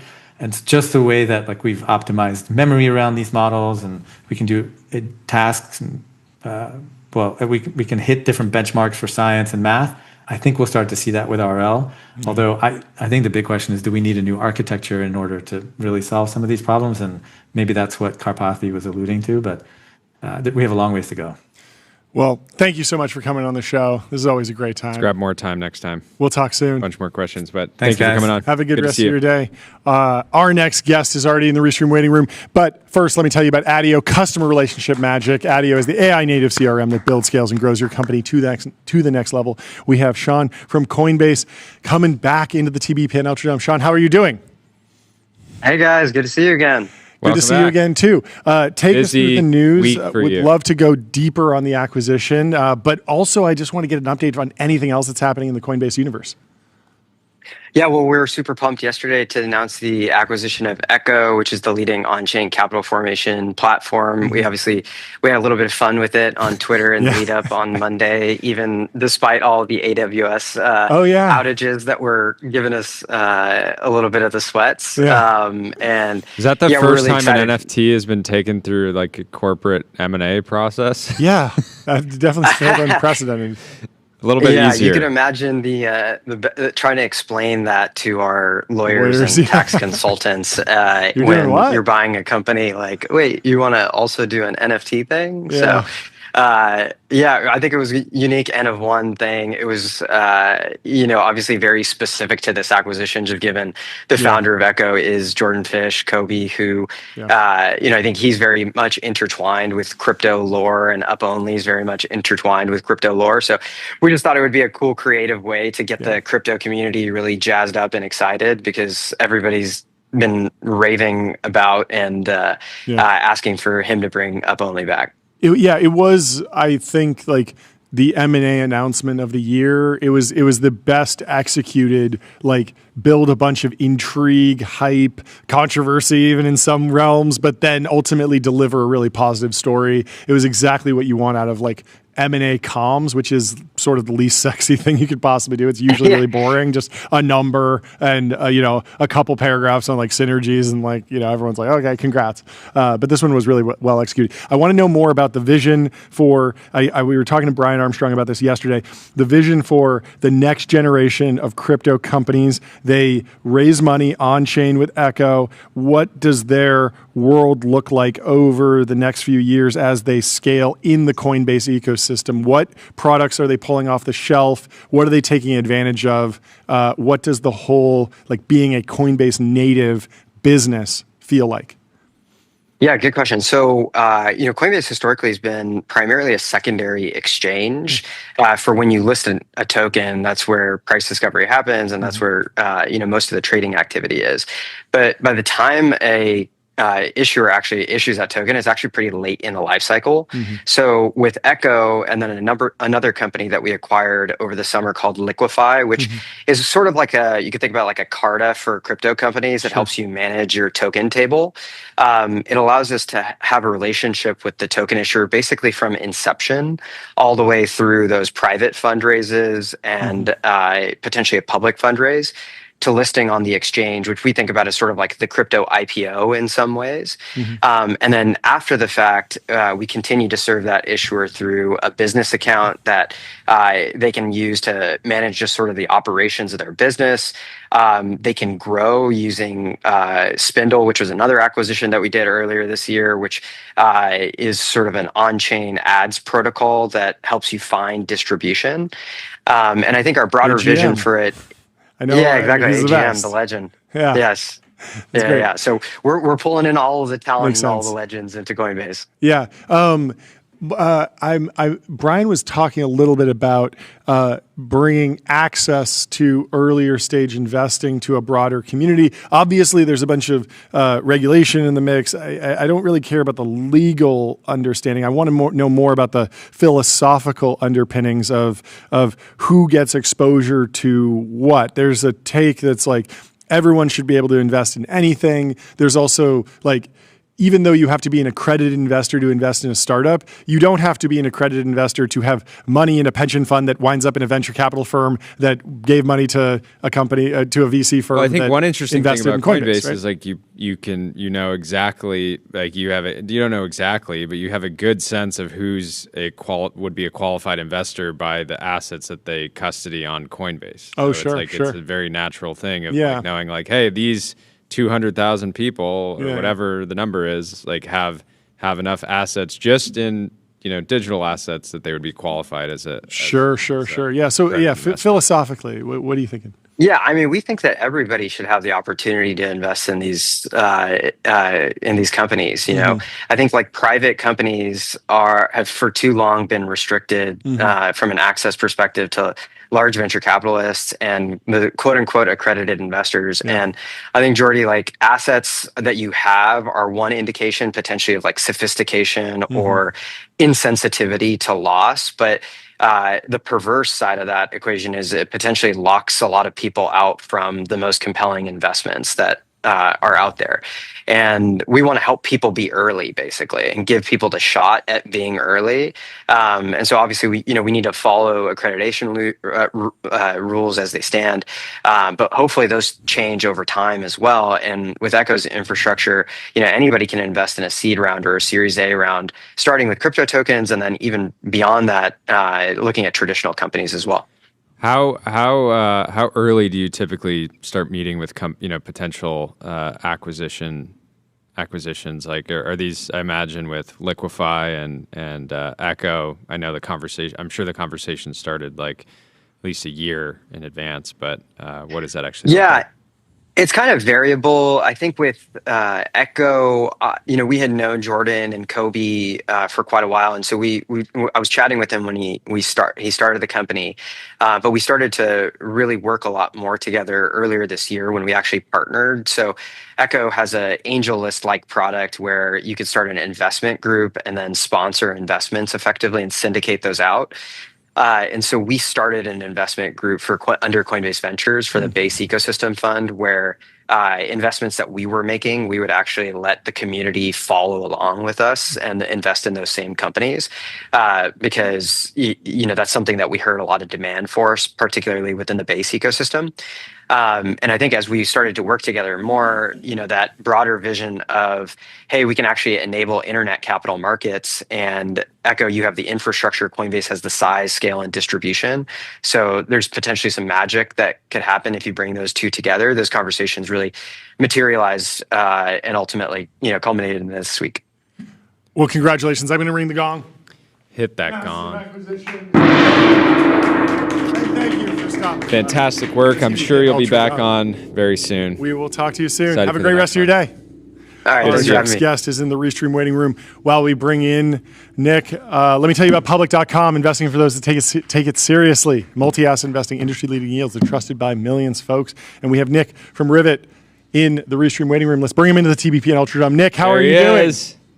John, Jordy, great to see you guys both. How are you? We're fantastic. Big day for you. I already rang the gong just a few minutes ago. I want to ring it again. What you got for me?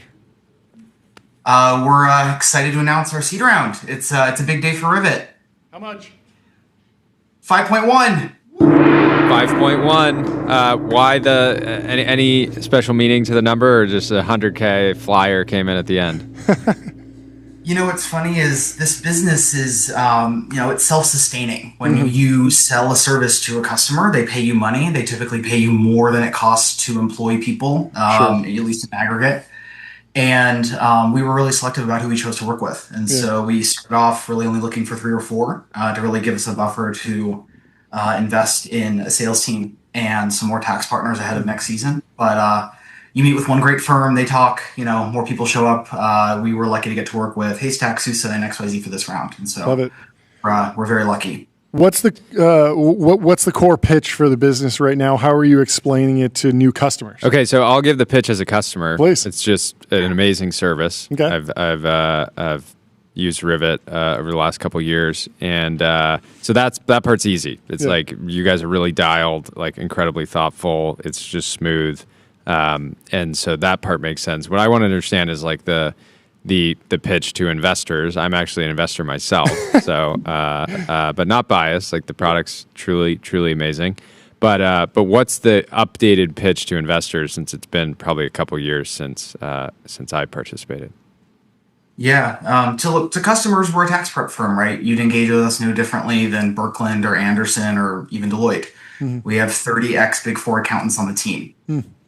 That's pretty straightforward. Nobody really asks why we raised or what we've built when we sell or when we onboard clients. When we talk to investors, it's oftentimes focused on things that customers don't really care about. It's what have you built? Why are you building it? The toughest part of building this business is context management. When you hire a person to do a job, the context for what they did, why they did it, why they chose to put something or recommend a certain classification is hidden in their head, and it would be prohibitive for their time to write literally everything down. And so every tax season, as new people join the firm, as people leave the firm, as we get rolled up by some huge PE firm, a lot of the actual work starts from scratch, these larger firms. And so clients get asked the same questions over and over again because no one remembers anything because no one's worked there for more than 6 months.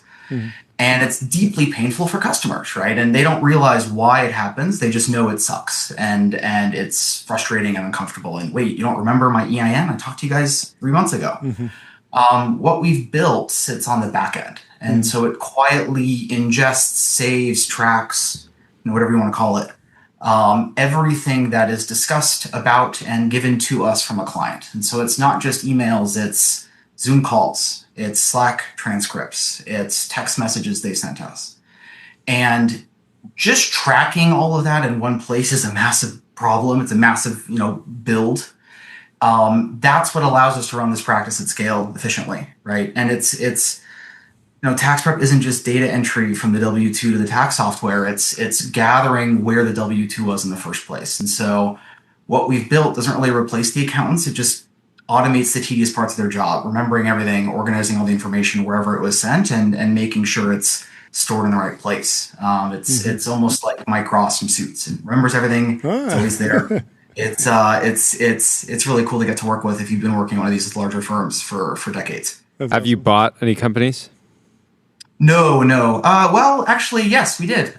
We acquired a small AI company called Lobby.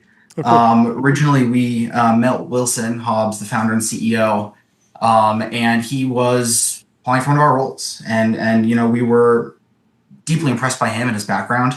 And as we did the interview process, we learned more about Lobby and what he had built there. It was a website. You could go to it. You could upload documents. You could talk to those documents. Sounds pretty similar to what we're building here, right? Yeah. It just needs to be done with tax. And so as we did the interview process, I said, wait a second, what's happening to the team? What's happening to the product? He's like, not really sure. We haven't quite figured that out yet. And I said, well, we should have you join the team. That part's easy. But we should also acquire Lobby. I think what you've built is deeply special, and we should have it here at the business. And so Wilson joined the team last year. It's his 1-year anniversary was actually yesterday. Wow. And he's since brought on 2 of his former team members. Yeah, 1-year anniversary. It's exciting. That's big. That's big for us. It's big. But you haven't bought any tax prep firms. I'm sure. How many times have people tried to get you to do a roll up?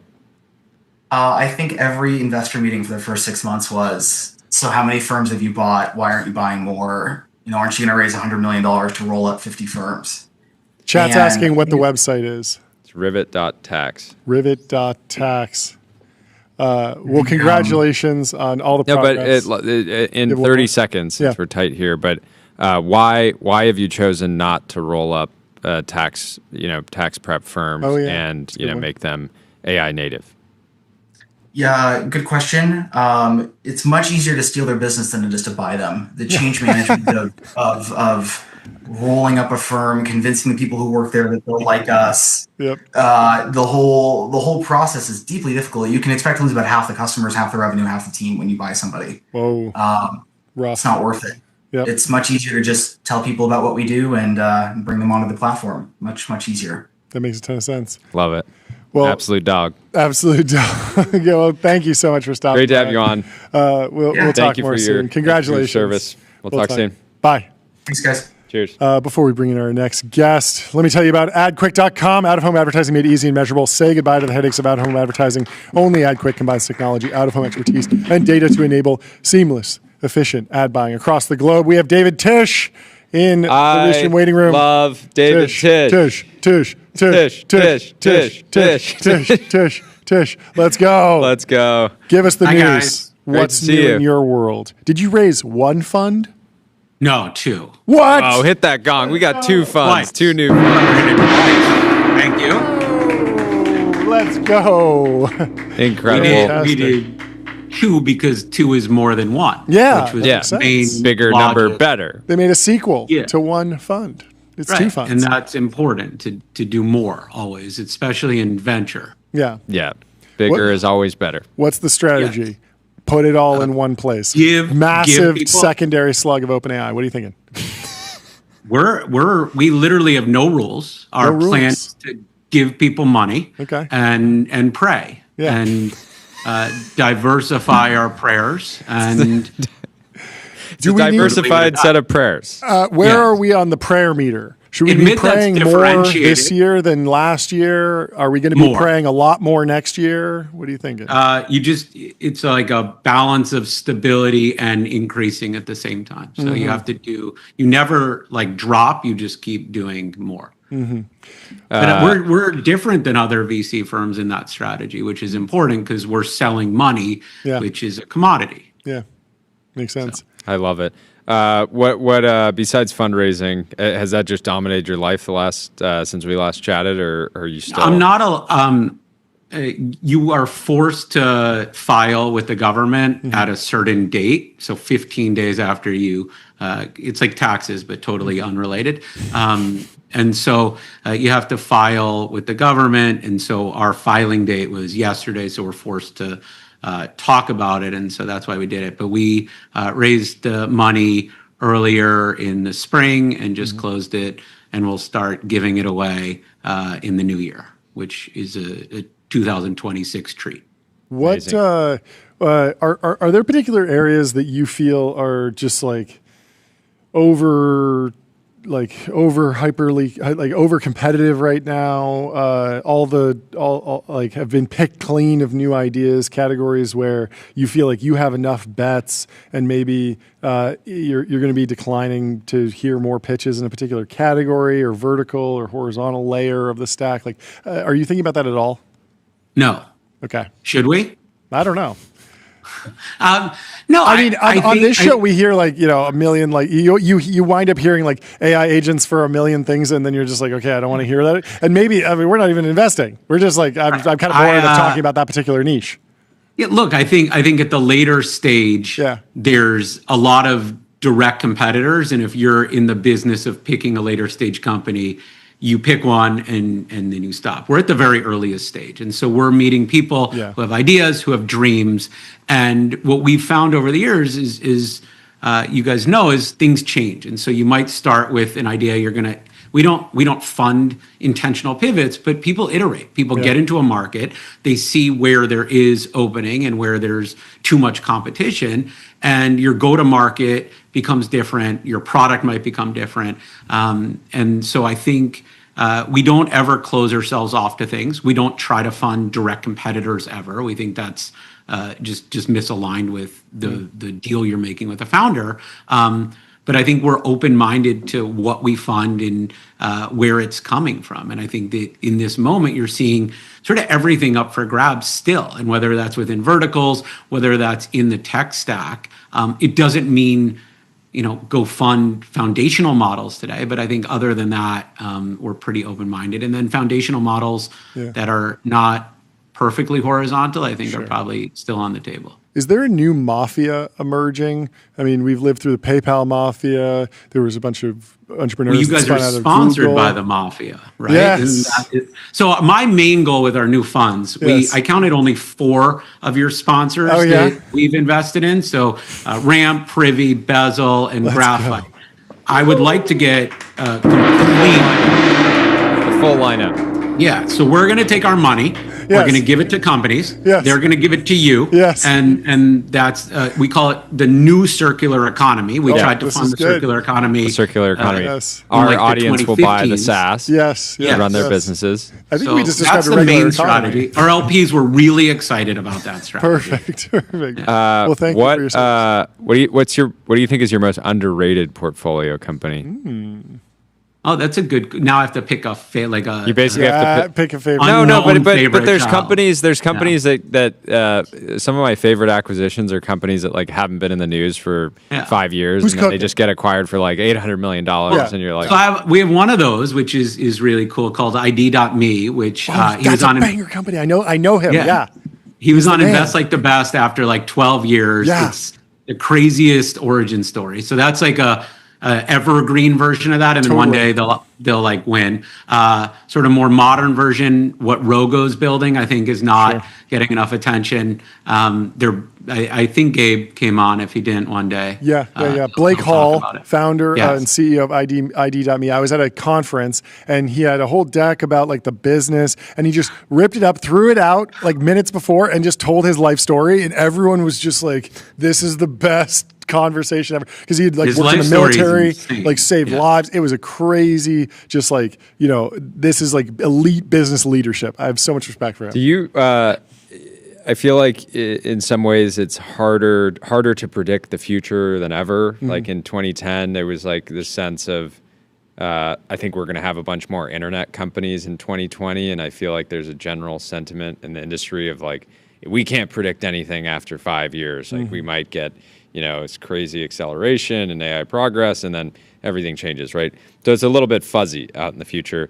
Do you have any sort of, I reference there's, I'll botch it, but like there's a Bezos quote, which is like, in the future, people will want like cheaper things faster, right? And like I can like build a business on those, like with that goal for a long time. Because do you have anything like that in terms of how you?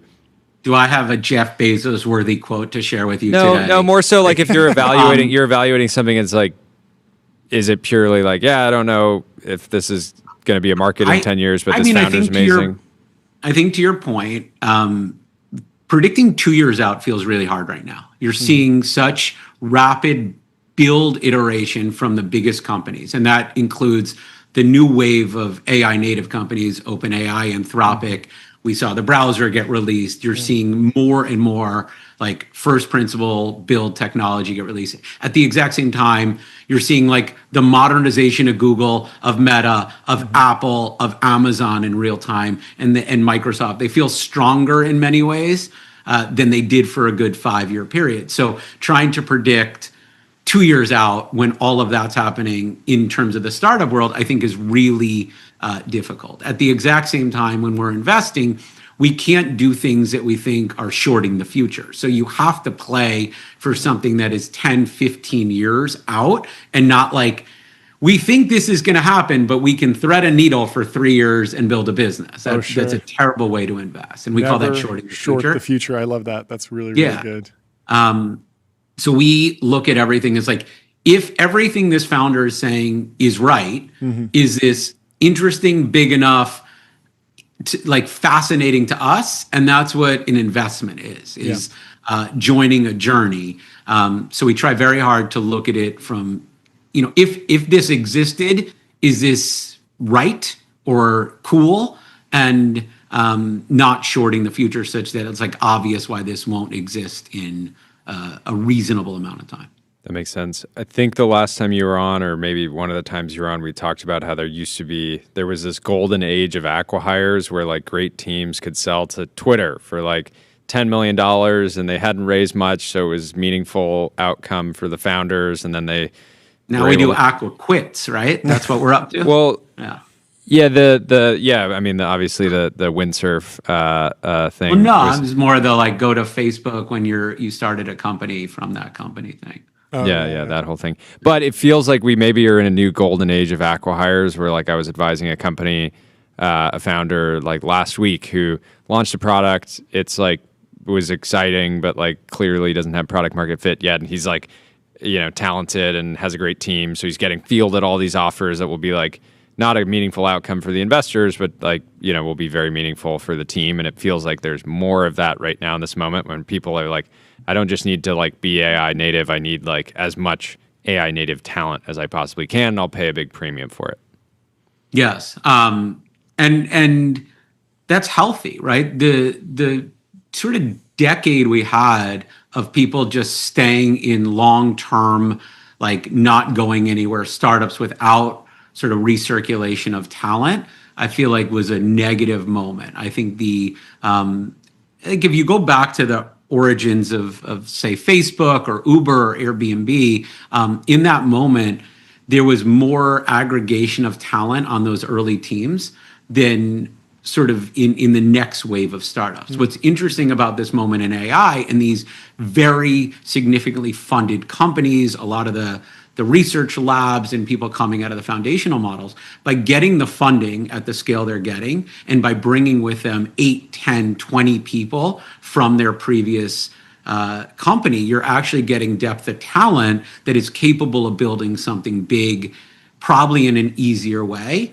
than starting from scratch. And so I think there's a balance to be had, but I do think depth of talent is probably the most underrated component of a quality startup, right? Your 50th person on your roster is amazing. And I think one of the things about Ramp that they've done so magically is this combination of hiring, retaining, acquiring, inspiring, letting people go, bringing them back, And if you go to like 50, 100, 300th person at Ramp, there's just an immense amount of talent from top to bottom. And that's, I think, how you build sustainable growth that you can keep iterating and launching new and interesting products, or marketing stunts, or excellent marketing campaigns, right? And I think you're seeing that from a company where you're seeing depth of talent across all the different departments within Ramp, as an example. 100%. Yeah.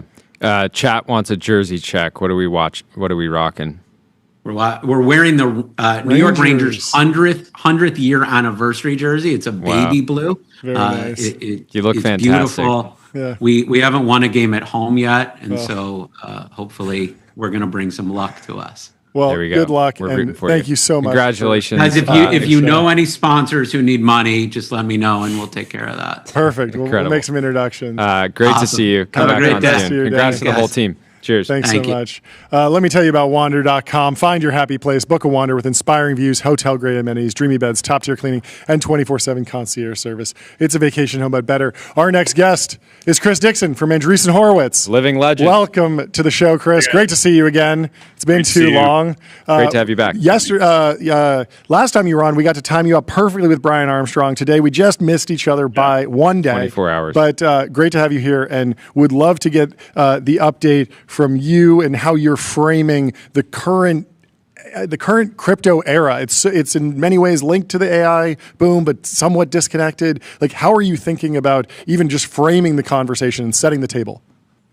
Yeah, so we just put out our State of Crypto report today, which I think had a lot of good data. I think the good news is I think things are trending very well. I think it's a reflection of smart policy mainly that the Genius bill passed, which is very important, which has helped the sort of stablecoin growth. I think what it shows, like what Genius shows, is the dual effect of smart policy, which is, on the one hand, it provides a pathway for innovation. So we're seeing not only startups, but big companies like Stripe and fintechs, BlackRock, Fidelity, and so forth get involved in the space. But it also kind of eliminates a lot of the scams and bad behavior, right? So what we're really hoping for is a kind of similar result with the so-called market structure bill, which is being considered by Congress, which would provide a similar kind of policy framework for the rest of the crypto market beyond stablecoins.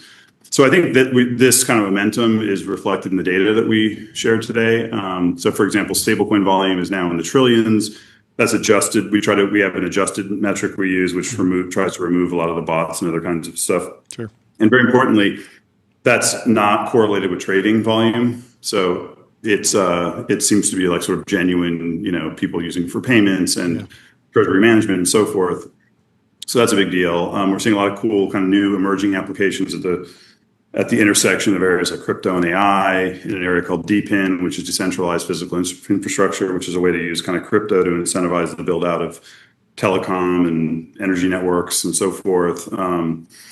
We're seeing there's a big movement of so-called real world assets, which is to bring like stocks and bonds on chain. A lot of good momentum. I mean, honestly, like we had it was a choppy couple of years, 2022 to 2024. And I think we're kind of coming out of that, and I'm optimistic, but still a long way to go. Yeah.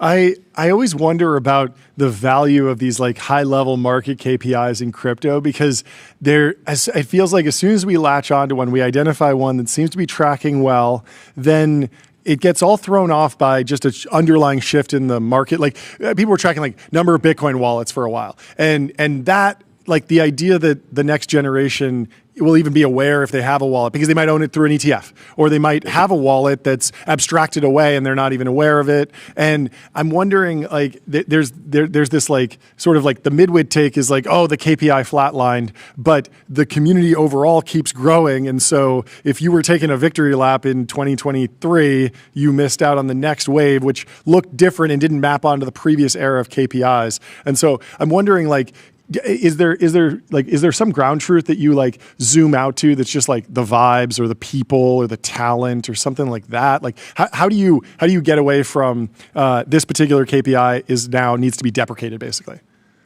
Yeah, I mean, there are some just to be fair to the KPIs, like, and I think Darren, who is our head of data science of the report, is very thoughtful on that.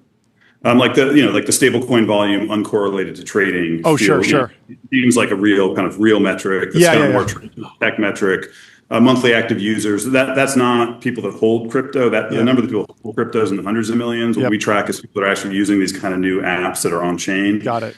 That we put between 40 and 70 million. There's an error bar there because we have to get rid of bots and other things, but it's definitely been growing. And that's like monthly active users of apps. So, it feels like a real metric that's sustainable, to your point. Yep. But it's a good point. Look, a lot of venture capital and startups is vibe based, right? Is qualitative. I think it's definitely better. I'm actually at having our annual founder summit now, and like it's just the mood is better. People are building and people are innovating. It feels like offense, not defense. A lot of that's the policy shift. But the policy shift is big. Also, just like I feel like the bull case for bear markets is that it washes out a lot of the tourists, and then the technologists stay. It does. Yeah. I think that's right. I mean, I've been, obviously doing the internet stuff my whole career and seen many waves, including I started my first company in the internet downturn of the 2000s. And, and there was this kind of, what is it? Strong men create weak times meme or whatever. Well, I like that crypto as an industry rewards people that have an unwavering vision and are okay with you have to have some appetite for failure. You got to be a missionary. And I think that's like healthy. It's you have to actually believe in this long term. You have to be okay with the risks. You have to be okay with like a total ban scenario in a specific category. My question for you, prediction markets are having, massive moment right now. And this was something that I'm sure you were writing about more than a decade ago in terms of its potential. And there were various kind of attempts at prediction markets that never really reached like cultural relevancy and the scale and the way that they've reached today. What kind of categories do you think people have like thought had potential but kind of wrote off? Maybe they were too early, but we'll be talking about in like 2 years. Is it privacy, ZK proofs, things along those lines? No, it's a great question. If I could just address your prior point about the whole, sort of sticking with it first. I have an unwritten blog post that I would title "Investing is a emotional test disguised as an intellectual test." Meaning, one of the things I've learned over the years is just like sticking with it in venture capital, whether it's crypto sort of more extreme. I think this is true of public markets. If you read like Howard Marks and Warren Buffett. But it's definitely true in venture, which is a lot of it, the business is just sticking with stuff. The same with entrepreneurship when it seems, kind of tough. That's, I think you made a great point. To new emerging areas. Yeah, look, I think privacy, it's interesting. Like we had a lot of privacy is a very interesting area. Now the stablecoin bill passed, a bunch of folks like in the policy side who were kind of anti-encryption and privacy are now saying, wait a second, all the stablecoin payments are public. That's not good. What if you want to do financial transaction healthcare? We're like, yes, we agree. That's why we want it. We don't want it for illegal activity. We want it because that people want, in normal cases, they want privacy for some of the things they do. And so we think that's very important. We have a bunch of investments there. Yep. Prediction markets, it's great to see them break out now. As you said, the idea goes back. I wrote a tweet about it, back to Hayek in the 50s. And, DARPA started a prediction market, believe it or not, the government in 2021, I believe. 2001. Wow. Something like that. Wait, so what was was that just like, just for intel purposes, like they wanted to predict like is there going to be a war in Iraq, and then they thought, okay, like it's a little bit distasteful that people are betting on it, but the societal benefits would outweigh it. But then there was such controversy around it that they canceled it. Wow. There are now rules, as there should be, around so-called harmful prediction markets, and you can't have those, but the kind of the core argument for prediction markets is that, yes, there's sometimes, on the one hand, it's sort of gambling and betting. On the other hand, it has a real benefit. As we saw, for example, in the election, you can get really objective data. And in a time in which, trust in institutions seems to be dropping, like, do you trust, the newspaper anymore? It's nice to have an objective source for that. So, but back to your question, I think privacy is very interesting. I think, I'm very excited by sort of the intersection of like AI and crypto as an example. Yeah. My experience in tech is that often, like if you think back 15 years ago, people talked about mobile, social, cloud was like the three buzzwords. and some people saw them as kind of different categories. In the end, we actually learned they were all very connected. I think that tends to happen. I think a lot of these things will converge. Robotics, AI, crypto, like these are all the kind of mega trends. And I think it's natural that they intersect and reinforce each other. Are you seeing a speed up in crypto startups' productivity on the actual software development side, like coding agents for Solidity, or actually having a increase? Oh, yeah, definitely. You are. Oh yeah, definitely. Almost all of our company. I mean, we encourage them to use. They use Cursor, and so is that what you mean? Like the AI? Yeah, exactly. Because as a consumer, I mean, I see the data from like Anthropic and OpenAI and Gemini. I see that like tokens are being spent, but then a lot of the consumer software that I use, the United app we like to pick on, or like the flight booking app, it just feels like it's not like become all futuristic all of a sudden. There's still bugs, and so I'm always interested in like. Startups are in a unique case where they can adopt new technologies and actually new workflows and maybe gain the productivity benefit faster than legacy companies. So I'm just interested to see if it's a unique use case. Yeah. And I think it just takes a while for these things to propagate, right? Like totally. United app, people ask one to do it 5 years from now or whatever, but the startups are all using it. Yep. Using like Cursor. It's amazing. I mean, I saw some study out of some university that was like, these tools don't make you more productive, and if you just use them. I spent a Christmas break playing with Cursor, last Christmas playing with Cursor, and I built a website. I mean, it's just ridiculous how great these tools are. Of course, they add to productivity. It's just these things take time. It's like humans. The bottleneck is always humans and policy. I would say regulation and humans take time to change behaviors, right? But as you say, startups tend to be the first to adopt it. Yes, we see it across the portfolio. We would be kind of surprised and I don't know, like just it's like puzzled if somebody wasn't using a lot of these AI tools. It'd be a kind of a red flag. What does institutional adoption and embrace really look like? Like what are the kind of buckets? Like the base case is you're supporting custody and maybe trading, and then CEO more stop talking trash at some point, and then start saying this is amazing. Saying that it's a joke. That's helpful. But how quickly do you think these major institutions can actually adopt crypto rails for operationally? Right, their job is to store and move money. Crypto's more efficient in a lot of ways. Yeah, I mean, you can kind of think like crypto is a network. I mean, it's a network technology, right? It's about building networks. And it was a network where 99%, like stablecoins is an example, where 99% of the potential nodes in the network felt like they couldn't join the network for regulatory reasons. So now they're all, I think it'll see it in stages. So like the fintechs, the sophisticated fintechs like Stripe and, Robinhood and Revolut and things will be first. And then over time, you'll see, I think eventually you'll see just like a button on your Chase Bank that's like send, and maybe they don't call it stablecoin, maybe they call it digital dollars or something.